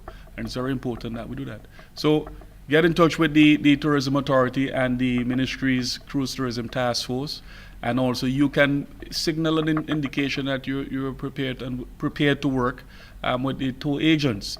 But in particular, if that doesn't guarantee you being on the roster of workers, the Cruise Tourism Task Force, we are there to support all the stakeholders and to ensure that we get them into the sites and we get them jobs for bookings.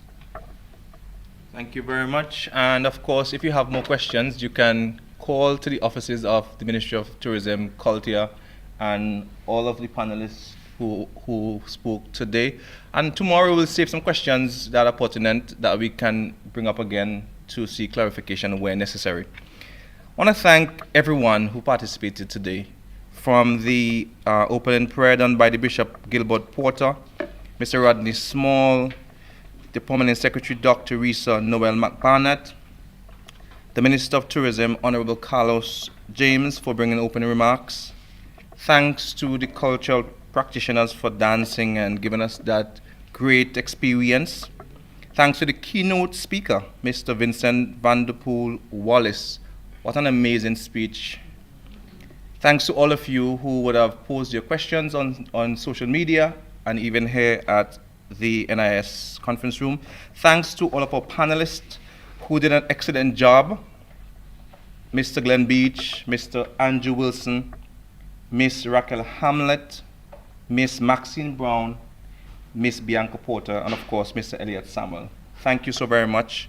Please note that tomorrow we come back here for day 2, but we want to also thank our corporate sponsors and supporters, Flow, Careers Distribution Limited, Finishing and Furnishing, Quartz, and Singer.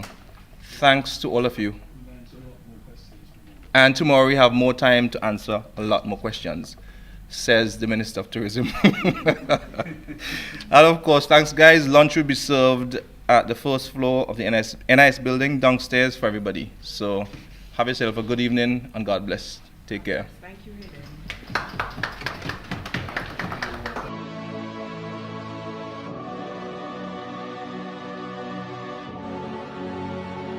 We had a lovely visit today with the team from Sandals, led by Adam Stewart, the chairman of the Sandals Corporation. I just wanted to welcome each and every one of you. You guys ready to join the world's best hospitality company? Yes! I am Kim Halvish, President of the St. Vincent and Grenadine Hotel and Tourism Association. Just happy to welcome the Sandals group to St. Vincent again today. We just are so excited about being in your beautiful country. Your Minister of Finance, my good buddy now, invited me and my family down here some years ago. That's right. And it was like love at first sight. The natural beauty of the place, the vibe of the people, and people keep asking me, why St. Vincent? And it's kind of one of these things when you know, you know. It just feels right. And we're going to do something here for tourism that is going to be truly, truly incredible. And each and every one of you are going to be a part of writing that history and that stories. Beaches St. Vincent is going to be the first beaches facility built out in the Eastern Caribbean. We're hoping that we can see a significant amount of Vincentians being hired. There are 500 persons who will leave St. Vincent and the Grenadines to go off to sites in Turks and Caicos, in Jamaica, in Barbados, St. Lucia. And when they're trained, they will be returning to St. Vincent and the Grenadines, where they will be hired at the Beaches St. Vincent facility. The training you get now is going to prepare you for either. It'll be your choice, whether you come home or whether you stay with us in other islands in the Caribbean, or if you decide to come back home, you'll be beyond prepared, more so than anybody else in tourism, for the roles and the positions here. The finished product of what we're going to create here will put St. Vincent on the world stage as one of the absolute top tourism destinations anywhere to go in the world. Minister of Tourism, the Honorable Carlos James, visited during the recruitment process and shared how this highly anticipated expansion of the tourism industry in St. Vincent and the Grenadines will impact the economy and the country as a whole.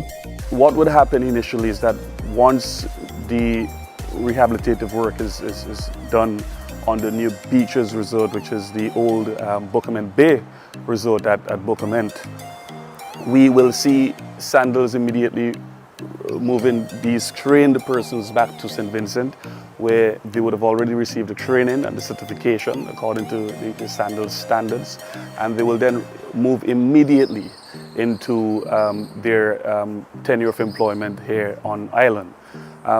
this is a fantastic opportunity, and tourism is a significant contributor to our gross domestic product. It's a significant contributor across the different sectors, including linkages and opportunities for farmers.